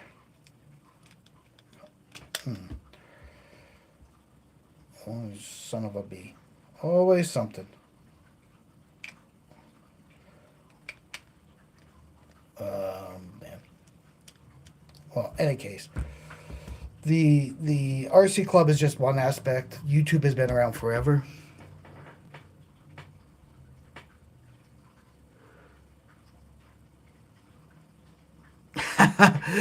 Yes, Jeff, and don't be late. That is a pet peeve. That is a pet peeve of mine. Jeff has ridden with me to some of the events. We carpool when necessary. Some of us, I have a fuel efficient car and a truck. Obviously, the further out the places that we go, I take the fuel efficient car. And he's had to hear me bitch. And I'll say it like that, bitch, because that's what I do when someone is late. And we're not talking a little late, because it holds up the whole group. And it's not fair to everyone.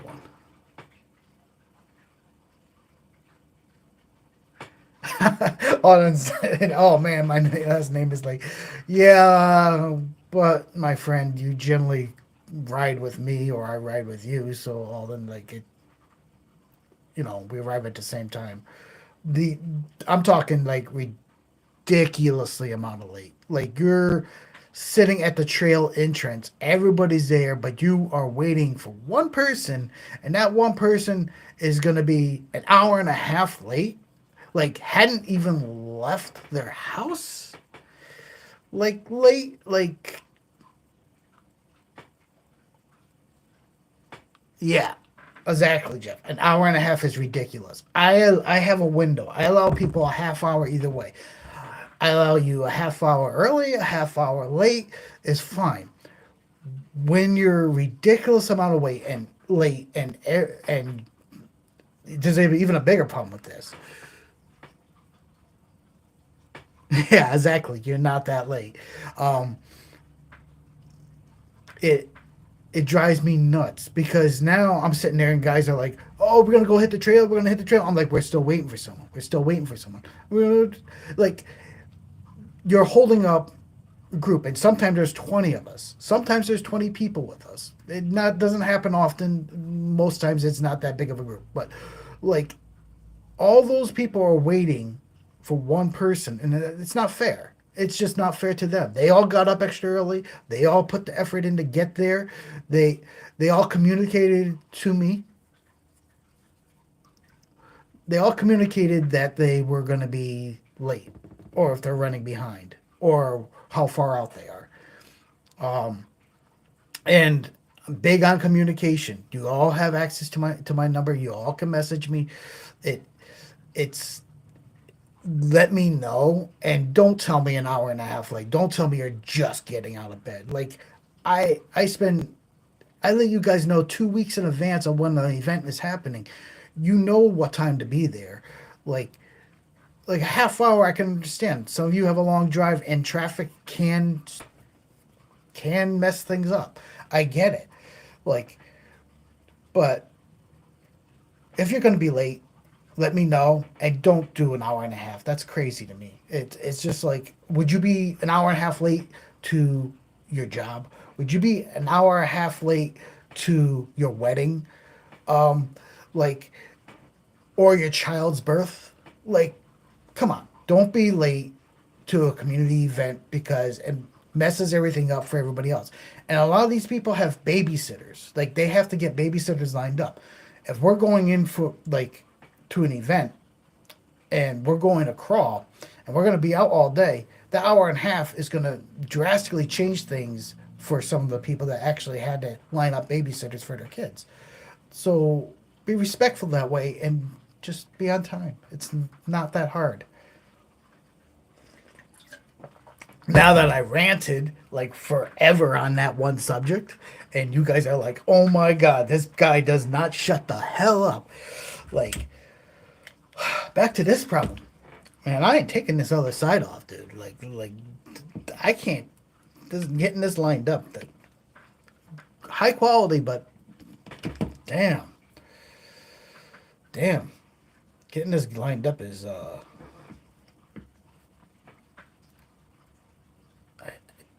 just not want to line up.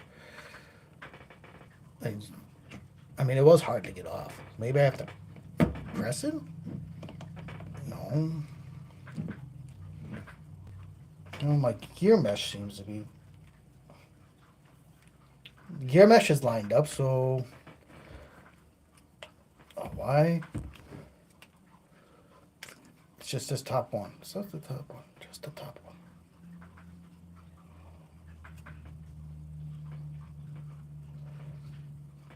one. I have the mesh right. It's just being a bear. It's just being a bear. It is definitely being a bear.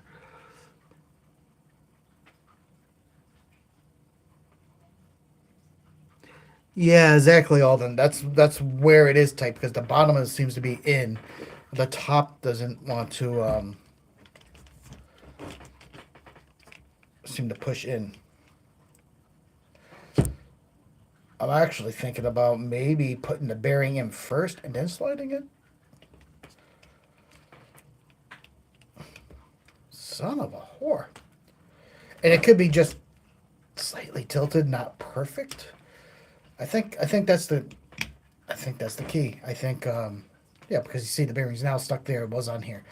I think what I'm going to do is press the bearing into the cup and then put that on.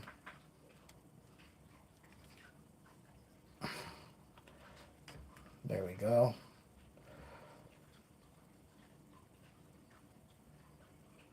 The bearing's sitting on the shaft. Now we're going to try. We're going to try. Because it wants to be a bear.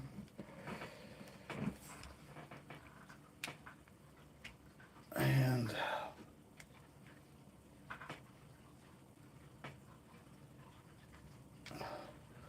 now we gotta press it the other way.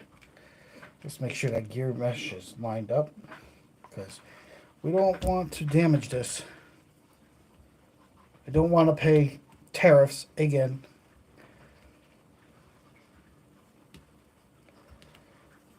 I'm getting grease everywhere.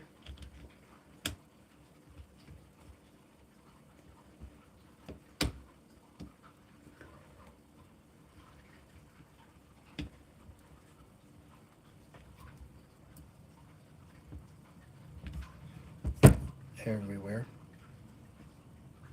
Okay.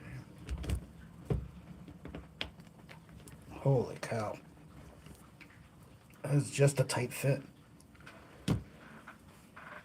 That's just a tight fit. It doesn't want to go on. Should do it. You would think so. Fudge. I don't have my other tools down here. I'm doing really well here. I'm getting grease everywhere. Grease, grease, grease. Put some lube in it. Put some slick on your beep. Due to bad language, we had to beep that out.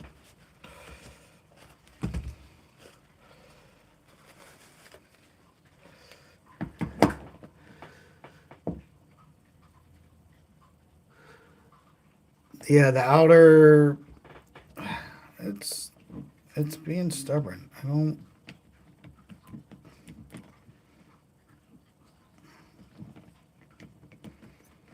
Shouldn't have that gap. It should be nice and tight up.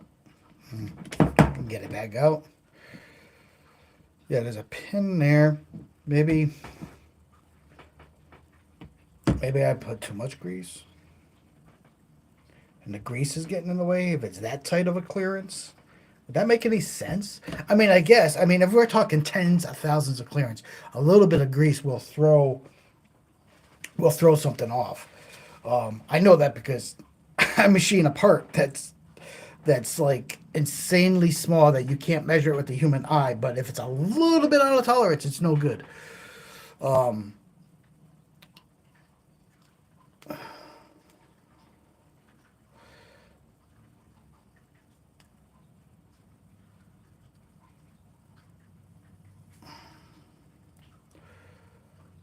So we're going to still work on this. Also filming and talking and doing this at the same time. Always, Lisa. Murphy's Law. Always leaves the Murphy's Law. Always. Now, let's make sure that's on and in. and everything's in where it needs to go. And, you know, gotta get that out.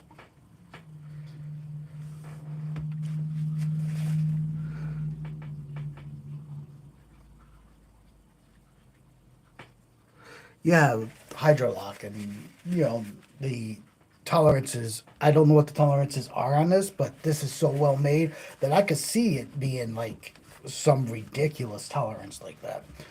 Um,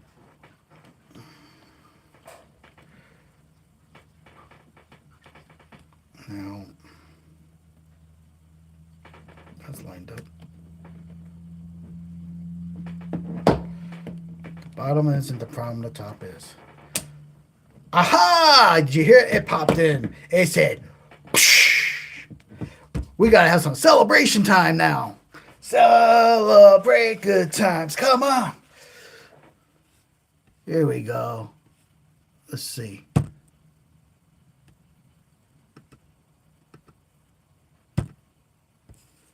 Celebrate.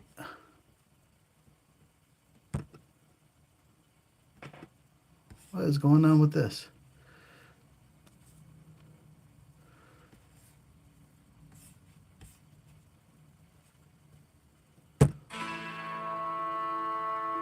That's not celebrating. That's not celebrating. Celebrate him. We did it. We did it.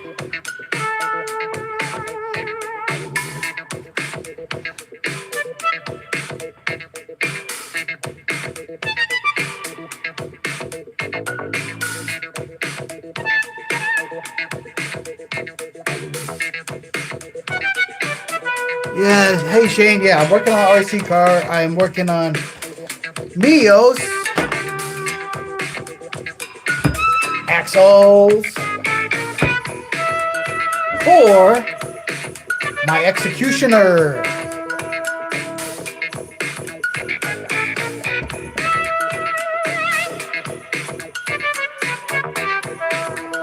And we're celebrating because this dang cap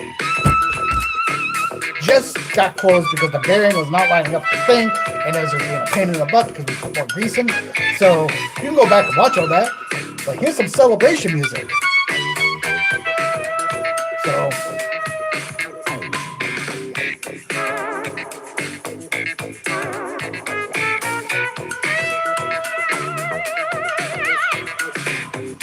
yeah, mud in the eye, kid.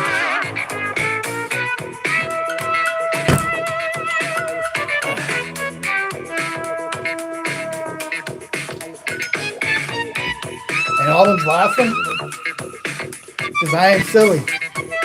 And it's okay. I'm a nerd through and through. And I'm a silly nerd. And I'm a white boy that can't dance. But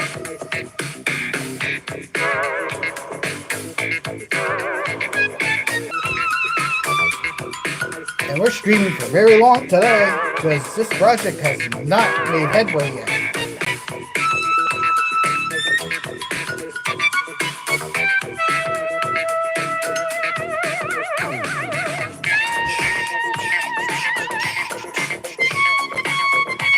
Oh, and I have to go and do the other one. Do I really have to do the other one? The other side?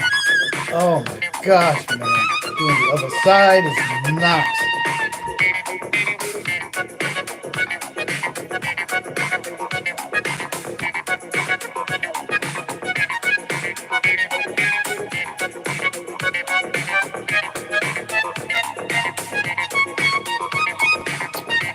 Ew.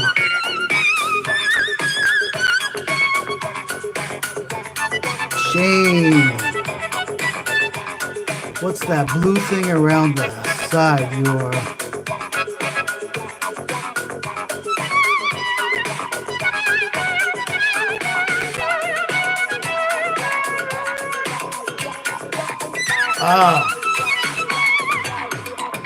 so blue thing.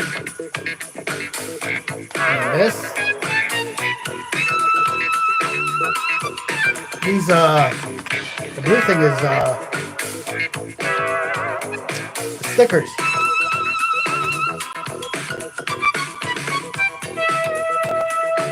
A couple more minutes, and the song will be up. And then maybe I'll have this thing screwed in, and I'll answer your other questions.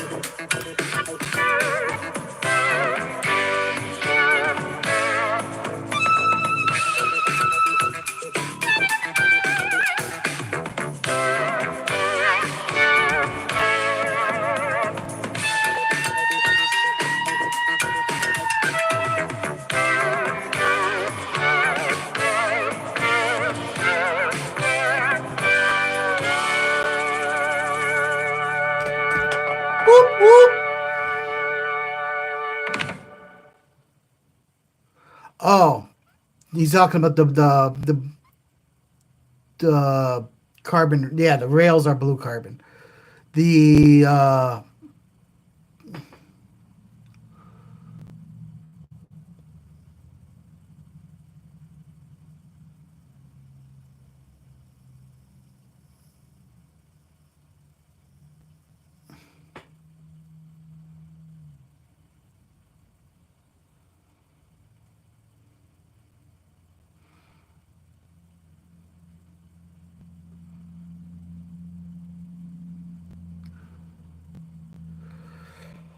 I'm not fixing the axles. They're brand new. They're Meos axles. What I am doing is I'm going through and making sure they're greased because factories make mistakes and sometimes they forget to grease all the gearing. It's easier for me to do it before I install it on the rig. The rig you're seeing, yes, I am building a RC car. The rig is an executioner. Exo Cage designed it. He offers it up on exocage.com, I believe. You can get the rails. You can get they have different color rails. I got the blue. Um, the transmission I got was from Amazon and so forth. I went through it all in the video, the beginning of the stream. Basically, though,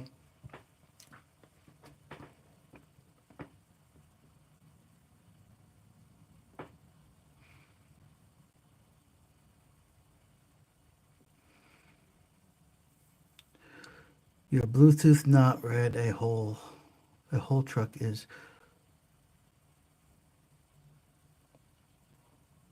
because of Karen. Shane, I'm not sure what you're talking about. You lost me, brother. Um, but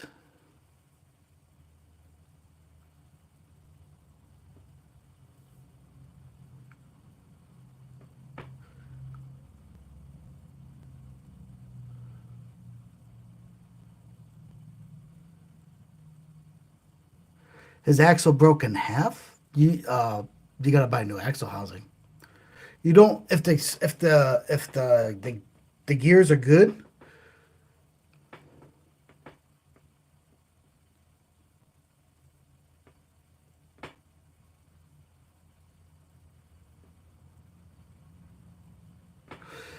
If the if the if the gears are good,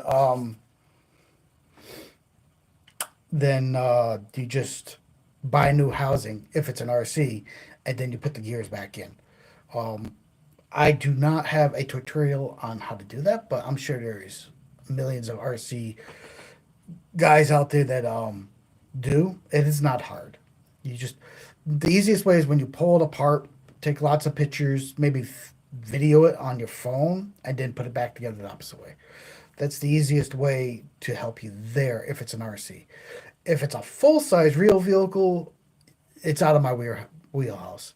You still have to replace probably more. I'm not a mechanic, but I know that wouldn't be good. The um,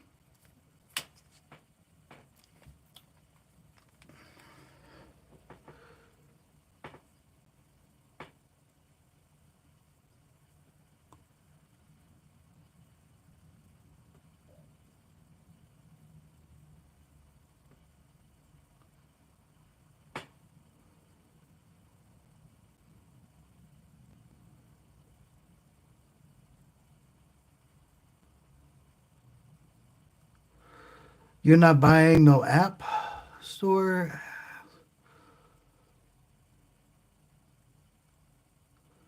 Um, okay. I'm still confused on what you're trying to say. But back to the regularly scheduled program.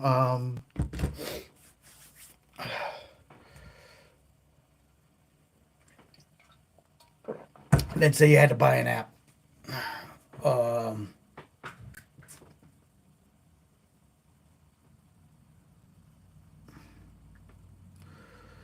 it's so you don't have to buy an app.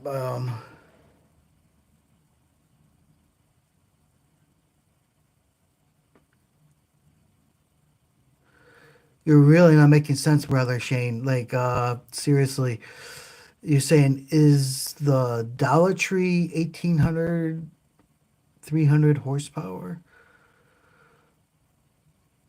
You really are not making any sense. Um, you can't buy RC stuff at the Dollar Tree. And 1800, 300 horsepower, this is RC. And I mean, my 1800 kV motor, no, it's not 300 horsepower. No RC's 300 horsepower. Real cars are measured that way. I don't know what you're saying. I'm very confused at what you're trying to do. And um, if you're trolling me, okay, tip my hat. You like to troll.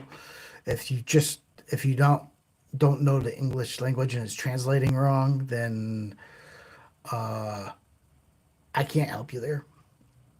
So, but I do tell you there is no Dollar Tree RC stuff, and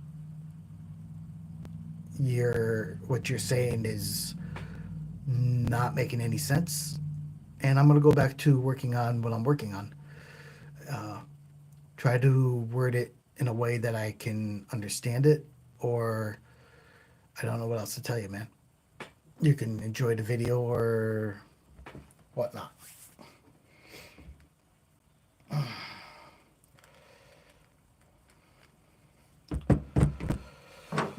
So now we wipe this off like this because it got grease all over it.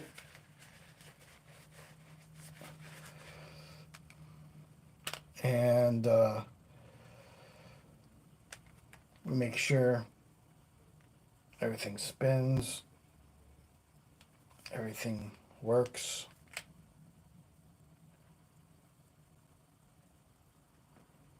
And everything does.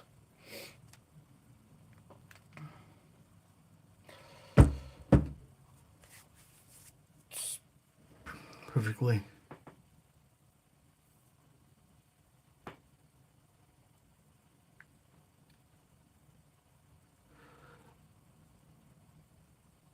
Shane 121213. You can't buy parts for RC car. It's going to take me 5 years to get it. Why?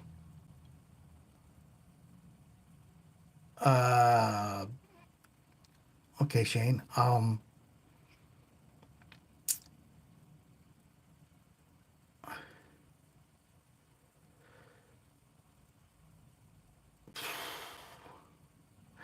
Go to swap meets, and you can probably find a decent RC car for a reasonable price.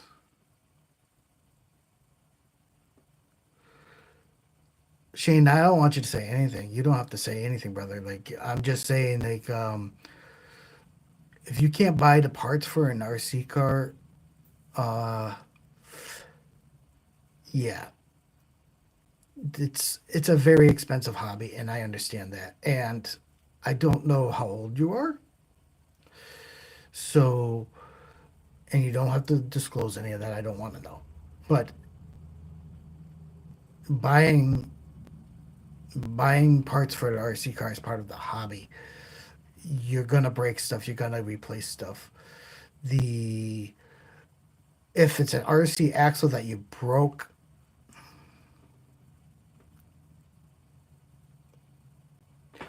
that your dad broke, or that you want to fix, depending on the break, you may or may not be able to fix it with a 2 ton, 2 part epoxy, gluing it if it's a plastic housing. If it's a clean break, you could glue it back together for temporary.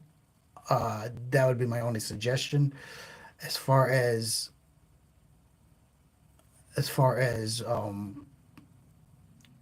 what your finances are, I don't know. I know it's a very expensive hobby. I've been in the hobby a very long time. I'm an old guy, like so even for me, with the way the world is right now, it's I've slowed my roll on what I buy because of how expensive things have gotten over the years.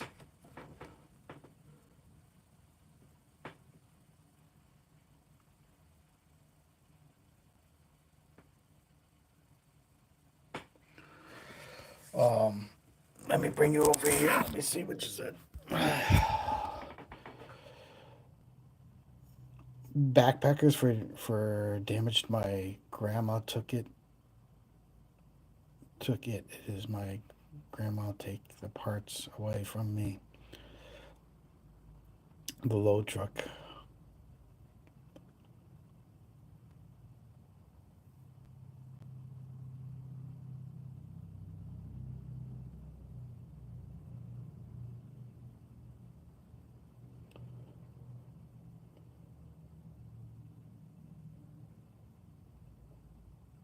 Since it back.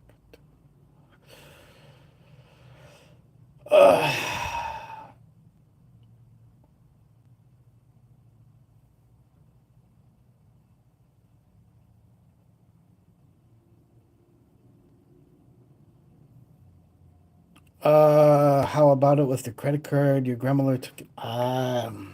Okay, now I'm extremely confused, but that's okay. The so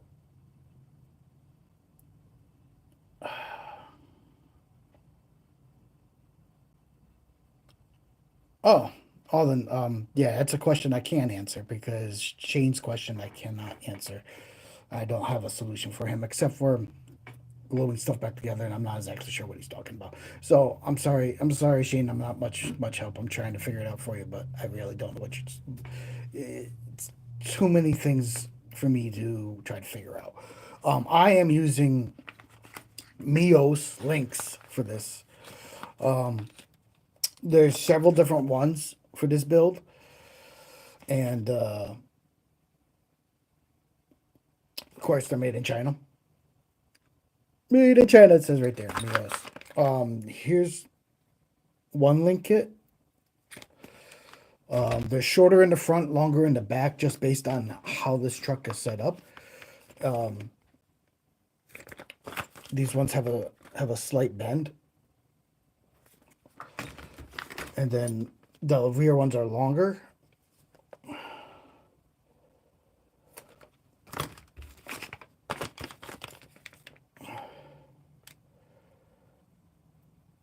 And they weren't expensive. Like the links were not that expensive. It was harder for me to wait for them to be in stock than it was for anything else. Um, I'll put the phone back over here. I had to move it to try to decipher Sheen's stuff, but I didn't know what he was talking about.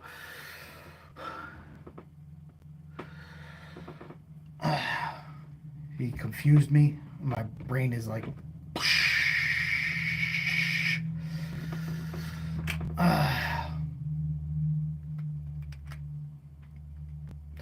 I really don't want to take this side apart because that was so hard to put in. That was so hard to put back together.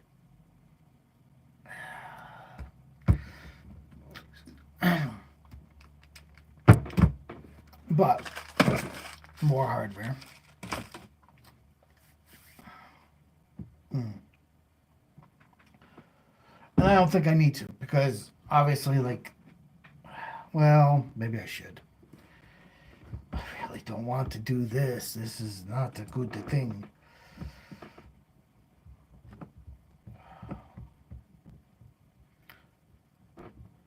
Not the good thing. Not the good thing. Not good. But those are the links. I have all the links for wheels. In case you didn't see it, Alden, I am running these. These are J Concepts megalithic tires.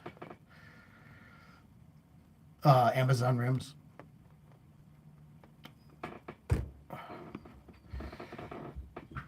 In case you were wondering on that. The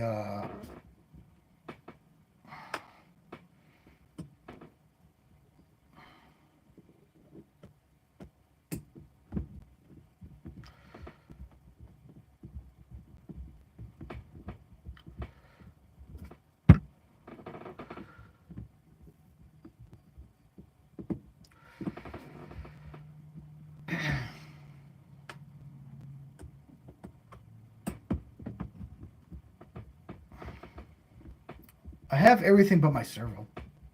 I think. No, I don't have the receiver. I have the radio I want to use. I don't have a receiver for it. So I have two more things I have to order, and I can't do it this month. I just can't. Oh, this one. This one. Oh, yeah. Lots of grease.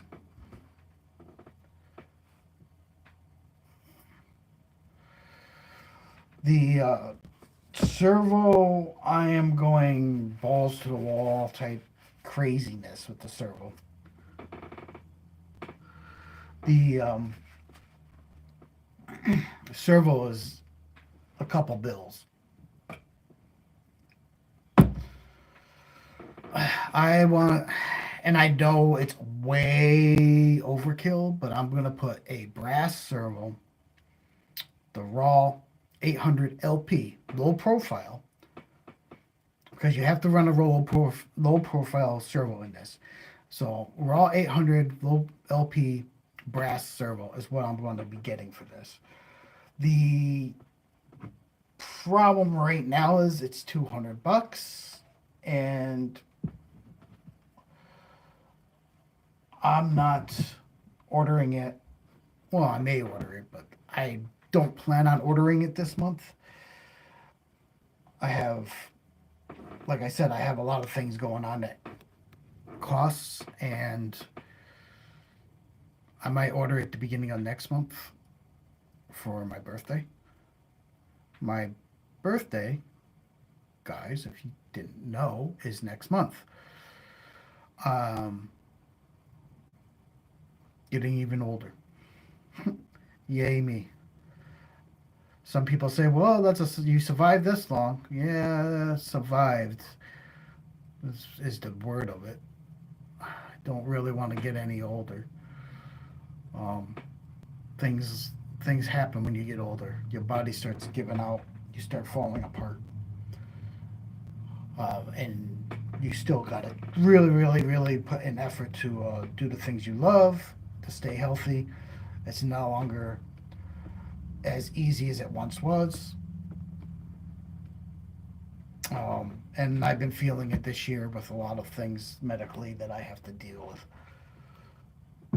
And it's not been fun.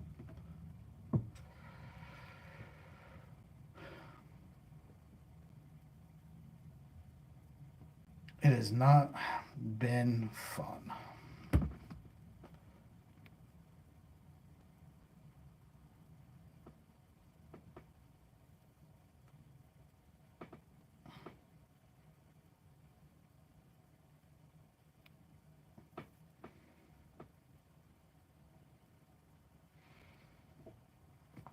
Very generous. maybe with luck. With luck, guys. Keep your fingers crossed. I'll get this in without pulling my hair out of my head.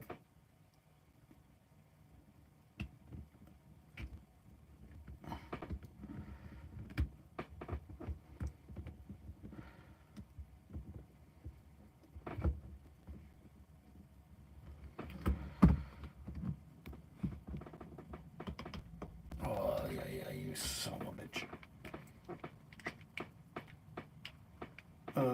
You might hear some profanity come out of my mouth.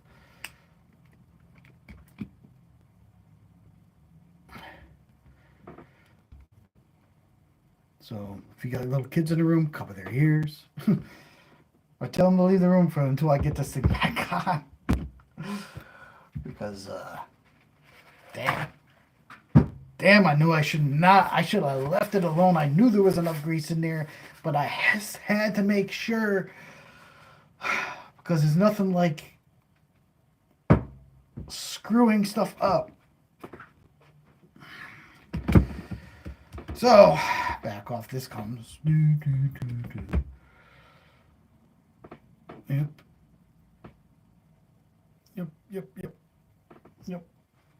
Man, way too much grease. I went way too generous this time. Yep. Yep.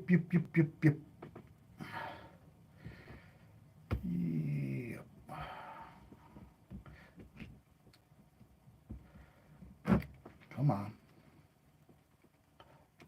It's that top bearing. It's always that top bearing.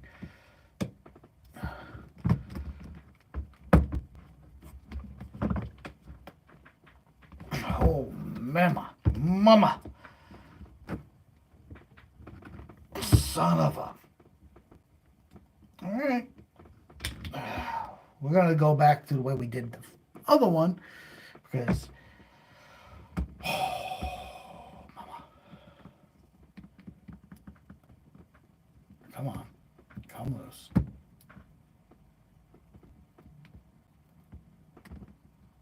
Oh, it doesn't even want to come off of there. All right. We got to remove some of this grease I put on. I really did pack it extremely full. So there might have been a reason why there wasn't a lot of grease in there. And me being me was like, oh, let's put more in. Let's pack it all in. Let's make it really deep and fill it with gunk. Because we don't want to not have enough grease. And that being said,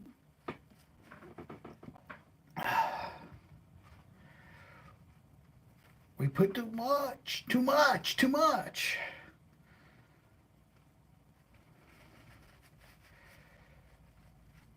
Yep. Should have just put some on the bearing. I filled the dang cup. And by filling the dang cup, I probably screwed up.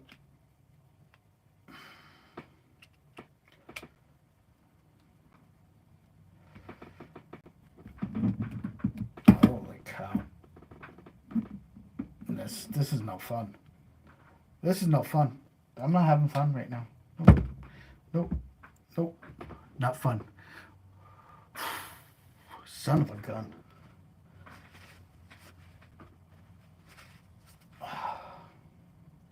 Getting grease everywhere. Like I don't really care. Oh, come on. Don't want to pry on that. Oh, that was my knuckle popping. She does not want to go in. Come on. Why don't you want to go in? Son of a gun. I should have left it alone. I should have knew better. I should have.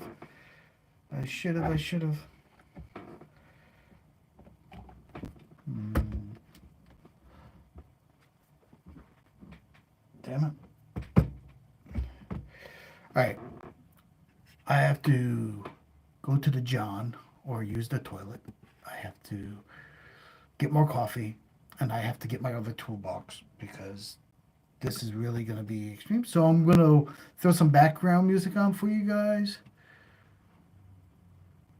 And then I will return in just a minute. Intermission time.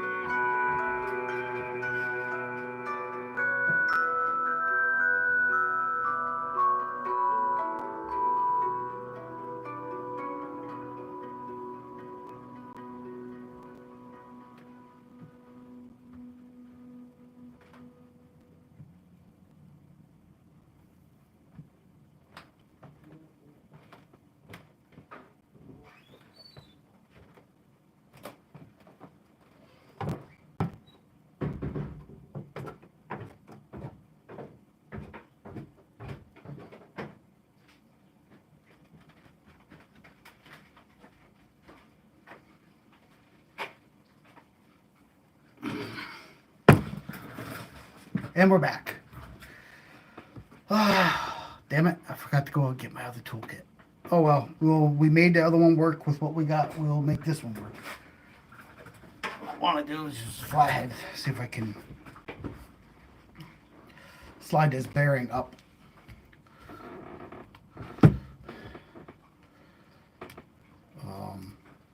Off the shaft. Because it's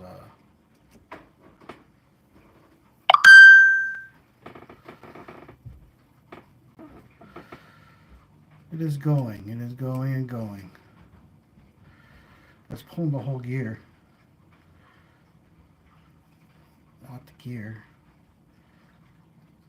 Oh, maybe that's the problem.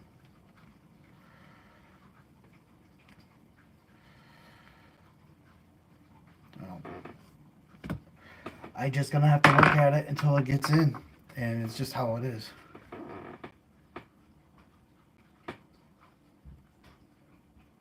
Yeah, I know, that's what I'm trying to do, but I can't seem to get the dang bearing off. Well then, it's being stubborn. It's being stubborn, my friend. I don't know. Like, it's pulling the gear behind it off, too. It's stuck on a shaft. I don't know why it's so stuck.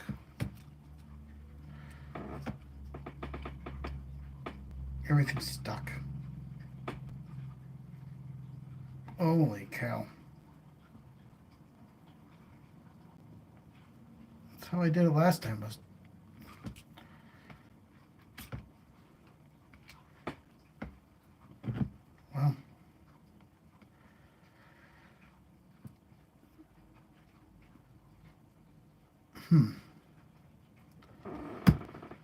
Son of a whore. I don't think I'm going to be able to get this bearing off. There we go. Now I got to push this gear back in. That's a lot. I got it off. Man, it was stubborn. It was just like not wanting to come off of that. Which probably is why we didn't want to push in. You guys are all along with the all along for the ride here. Some of you know more than I know, and some of you don't. You can watch all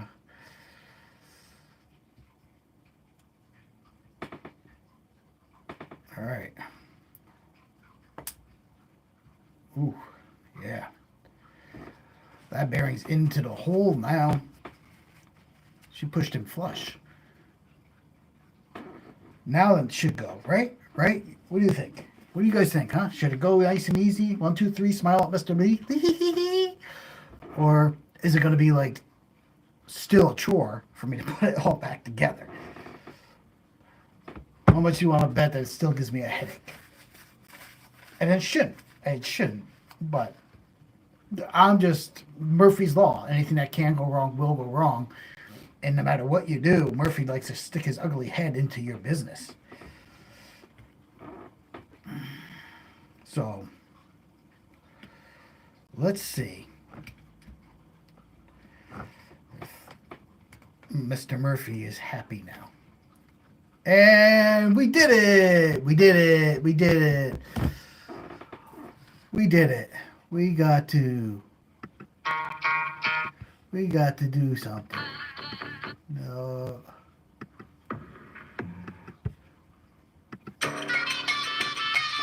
Celebration again. We did it. We did it. Thank you, Alvin. Reminding me that I did that before. But it was like a pain in the butt.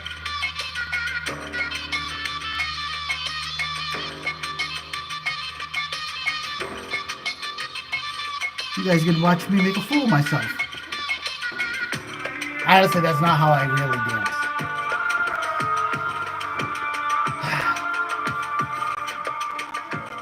It's just me having fun.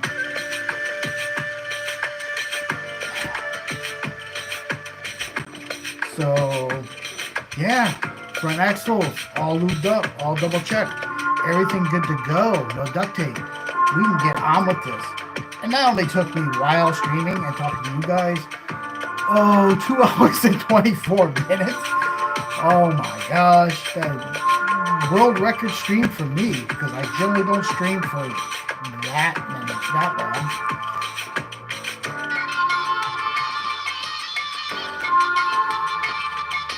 How about a few more likes? Come on, guys. Can you give me the thumbs up button? It helps the algorithm and all sorts of stuff. It's free content. You get to watch me be a fool. And helps the channel out.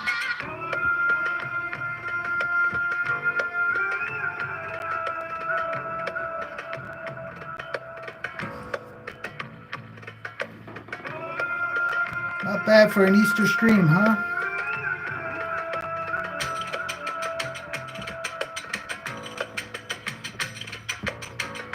I didn't say we were going to install them on the truck today.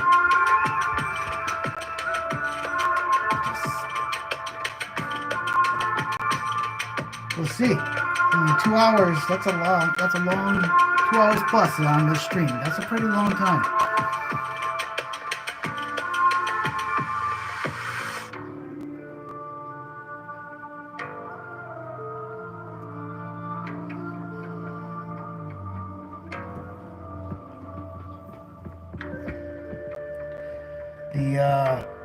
It wasn't even what the case, the fact the case wasn't even, it was some reason it was, the bearing was like bound up on the shaft that the gear behind it goes and wasn't allowing it to push either direction or do what it needs to do.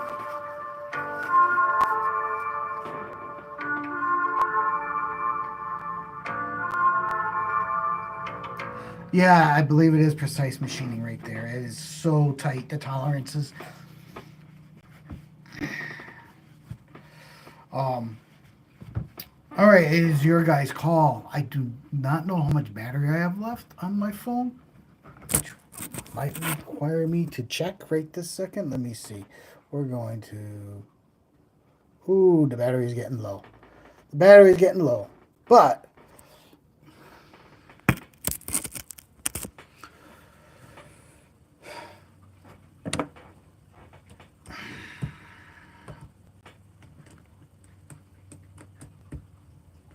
the battery is getting low.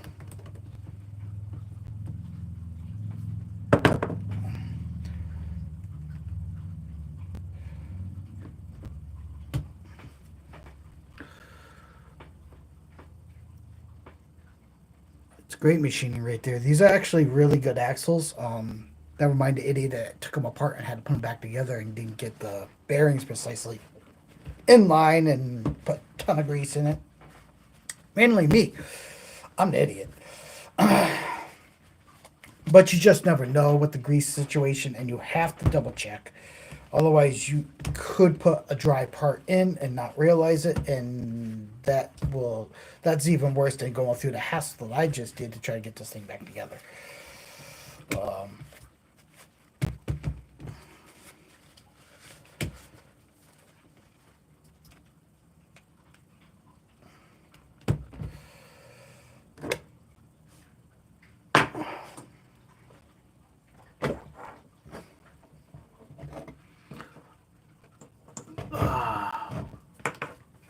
Now I'm moving some stuff. We are. We got.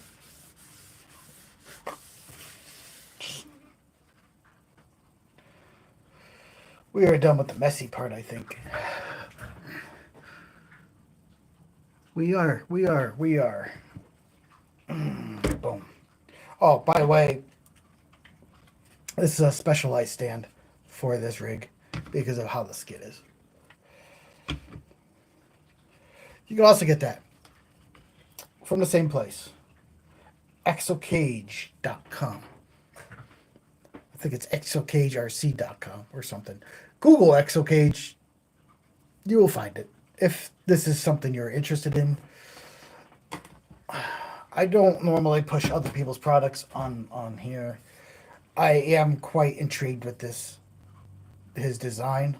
Um, I'm not even like a regular follower of Exocage. I watch his stuff sometimes, but when I saw this come out, I pretty much ate up all his content on this rig that he designed, and that's what brought me to the conclusion that I needed it.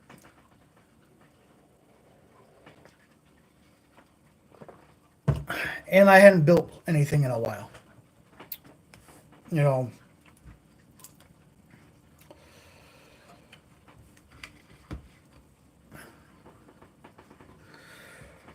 all right.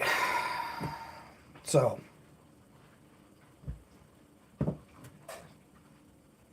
yep, that's gonna go somewhere in there.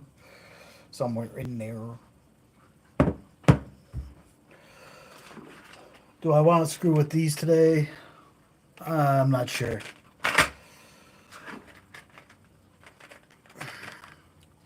Just so you guys know, I really don't like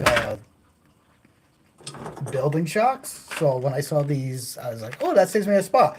But I still got to they're completely different design than anything out there. They did some internal stuff that's differently. I can't really. You have to go watch Reef's thing to figure that they tell you. I can't really tell you all the technical stuff they did that makes them a good shock.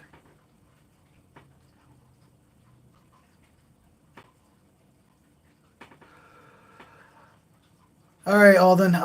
Yeah, go hit the shop to get some work done. I mean, I know you're gonna be running into the holiday season, so like me, you're probably busy with family and stuff tomorrow. So I'm gonna wish you a happy Easter, buddy, and thanks for hanging out on the stream. And I'll catch you later. And then there was two.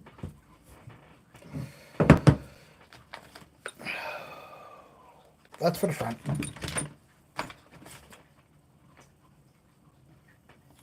That's for the front. And this is for the rear.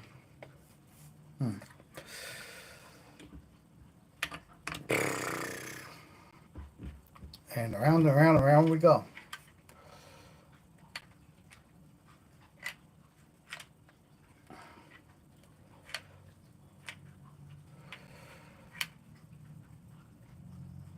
So now we're into figuring some stuff out, obviously.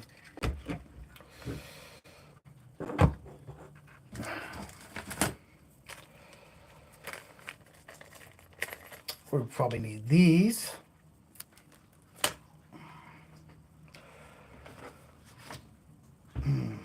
The lower will be bent, the upper will be straight.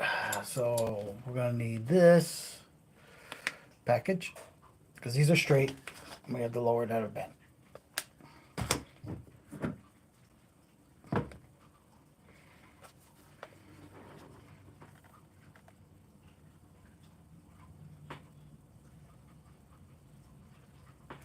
Ah, Jeff, you're waxing a boat. Oh.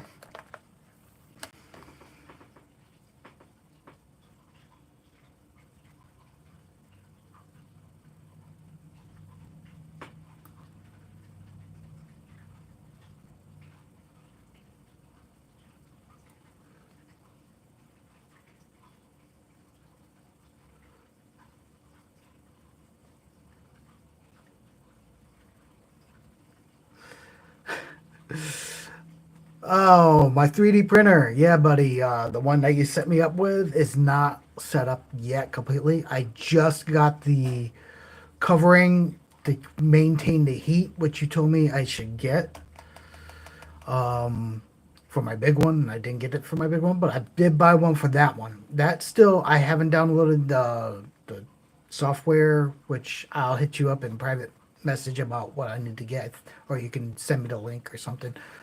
I got to set up the computer that you saw in between both of those printers. That is going to be my printing computer.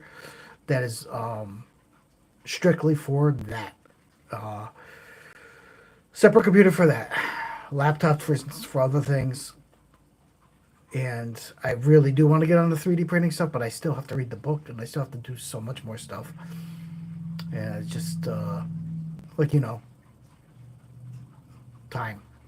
And I still need to order filament because I don't have any filament for that. So I still got to do that.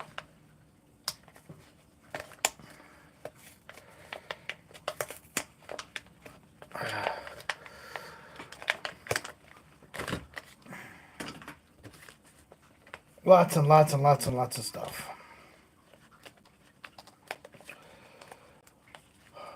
And I don't know how much longer we're going to stream live.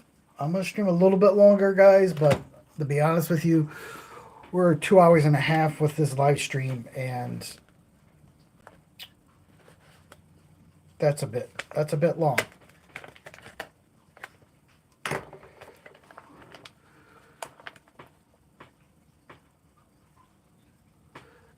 Yeah, but thank you for the happy Easter, man. Yeah, and we'll definitely catch up. And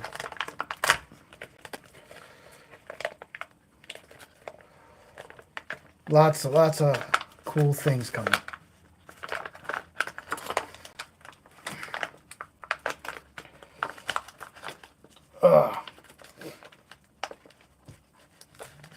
Son of a whore.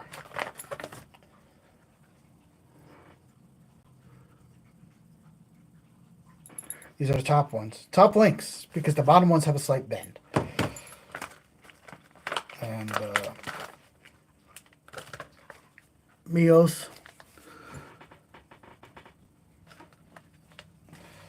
And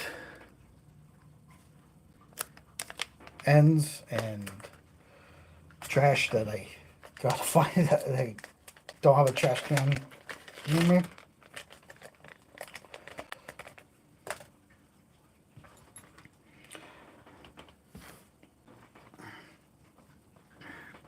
I mean, they're plastic though. I wish they were metal, but they're plastic. But I guess plastic isn't always bad as people make it out to be. You got to have spots built into the truck that will have some give.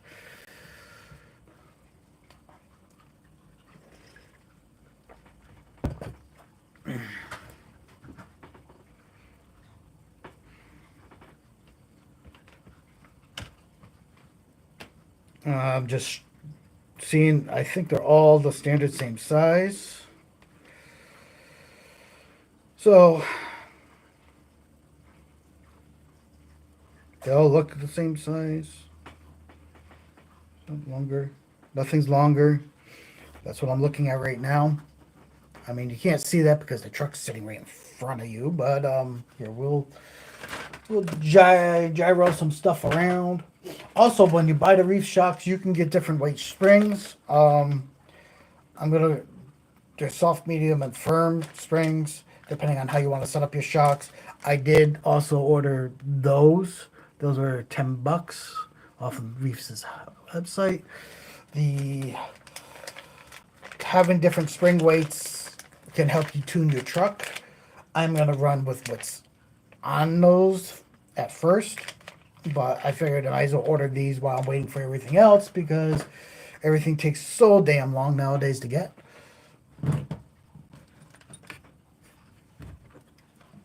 I'll move that over here.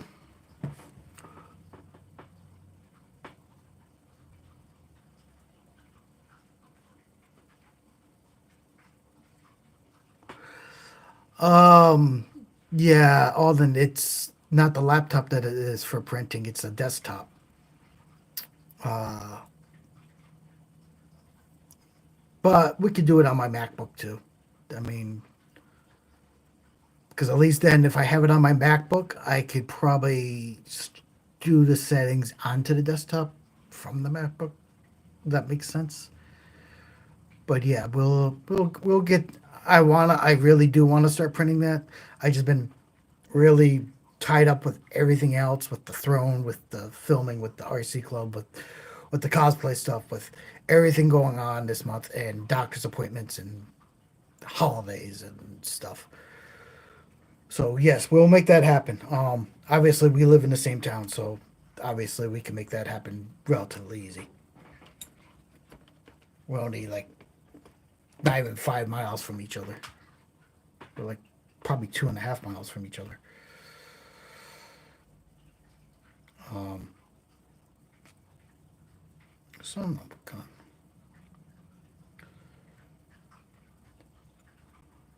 What the fuck? What the fuck, Chuck?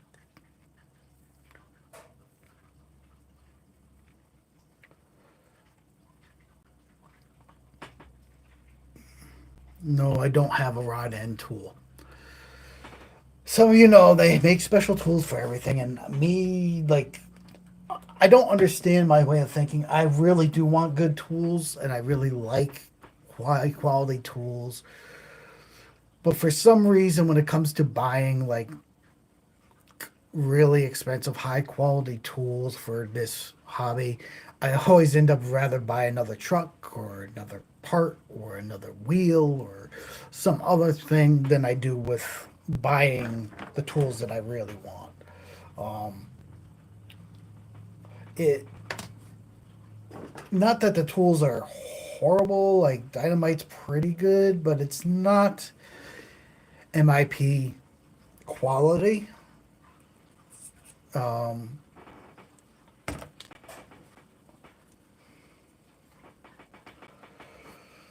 so there is that. And generally there's a hole in these shafts and there isn't ones of this. This is my method.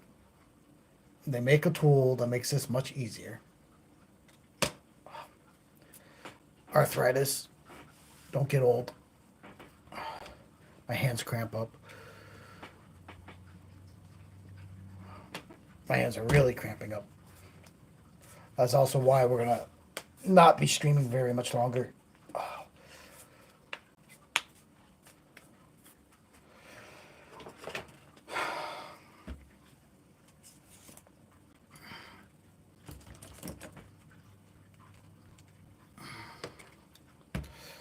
So my method, once I can get this one started, as it doesn't want to start,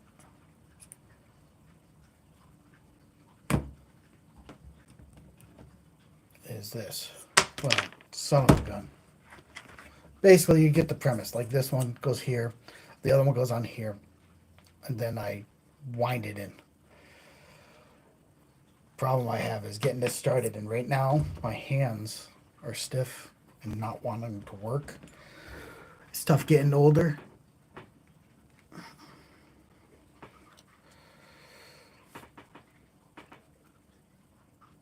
If I can get this to start threading, which I don't know why I don't want to. Come on.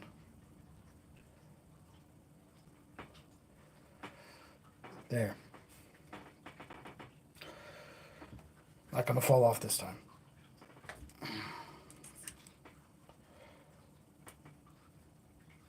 Do this. Do this.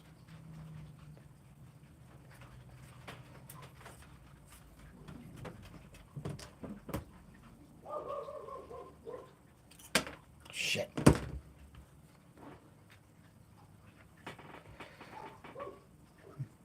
Now the dog's going crazy upstairs.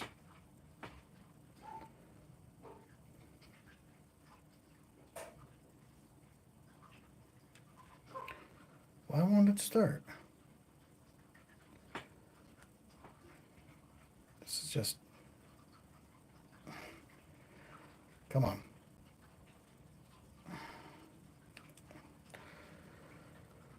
Alright, it started. I need, what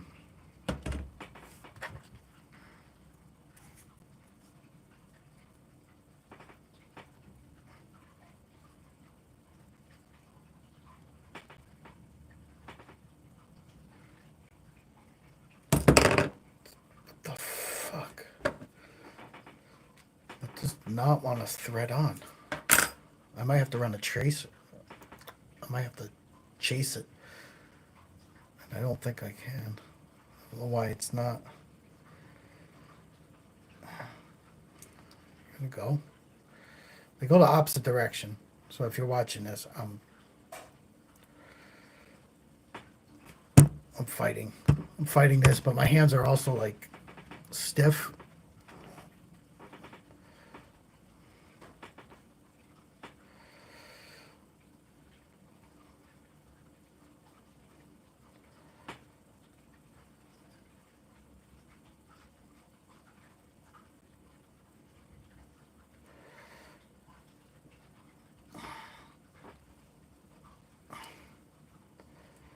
Come on.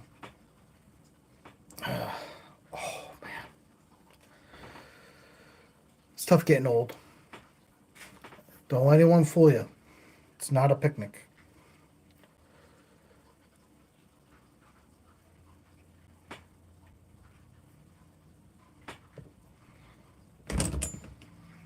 Not a picnic.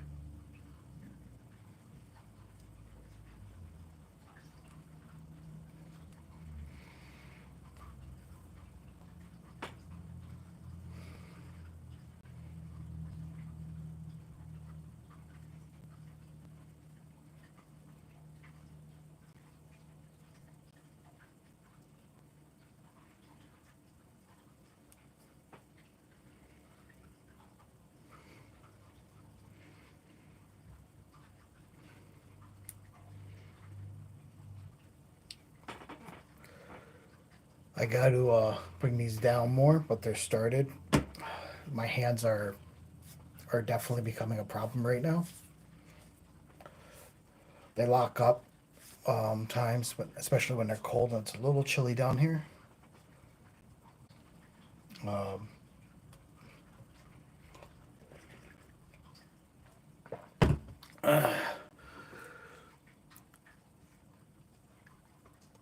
it's not easy when you get older.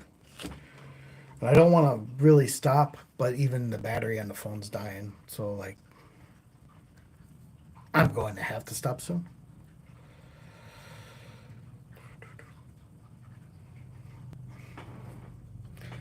You will not see me put the axles in. You will not probably see. I'll do all that off camera. Maybe later tonight. Because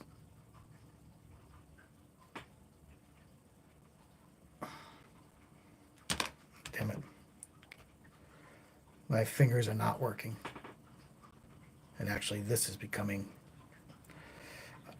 I need a break. And we're almost 3 hours in on a stream, which is by far the longest stream I think I've ever done.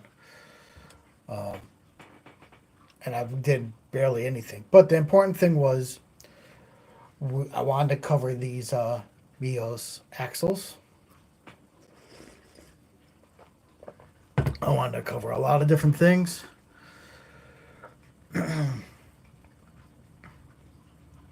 You know, it's my hands aren't working, so I'm not even gonna mess with this right now. They're not working very well. Like,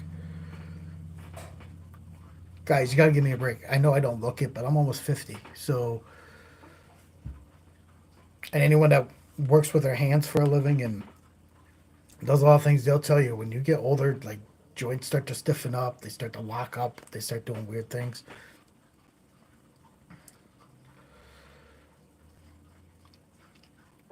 But like I said, this is the front axle, and it's now ready to be installed, which I will do off camera.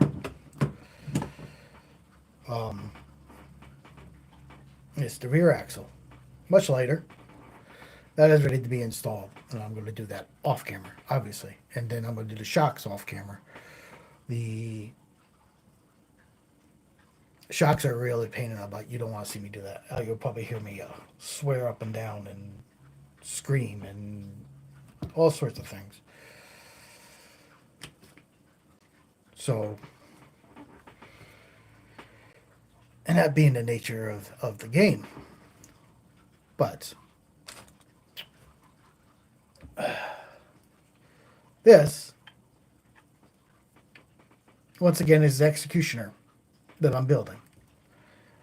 A lot of the work going forward will be probably done off camera. The main point of streaming today was to talk about those axles, show you a peek inside of the quality machining that they did for the price.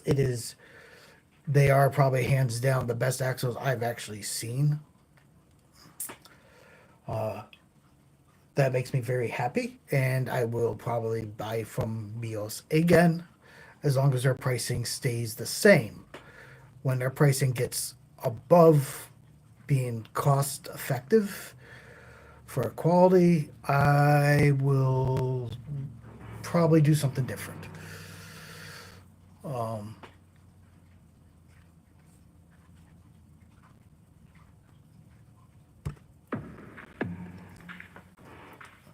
We are winding down this stream. We're almost streamed for 3 hours this morning. Like I said, the battery's dying and my hands are not working right now. Like, the joints are stiff.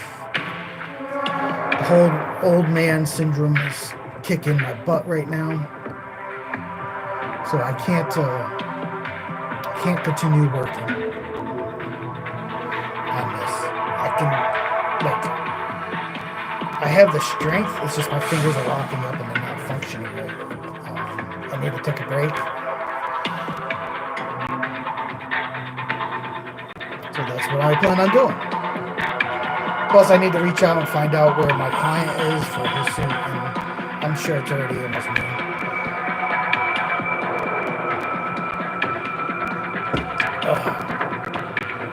But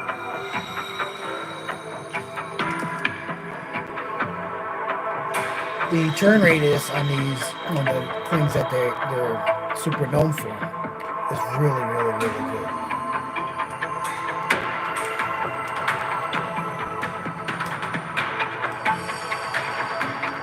So there's that.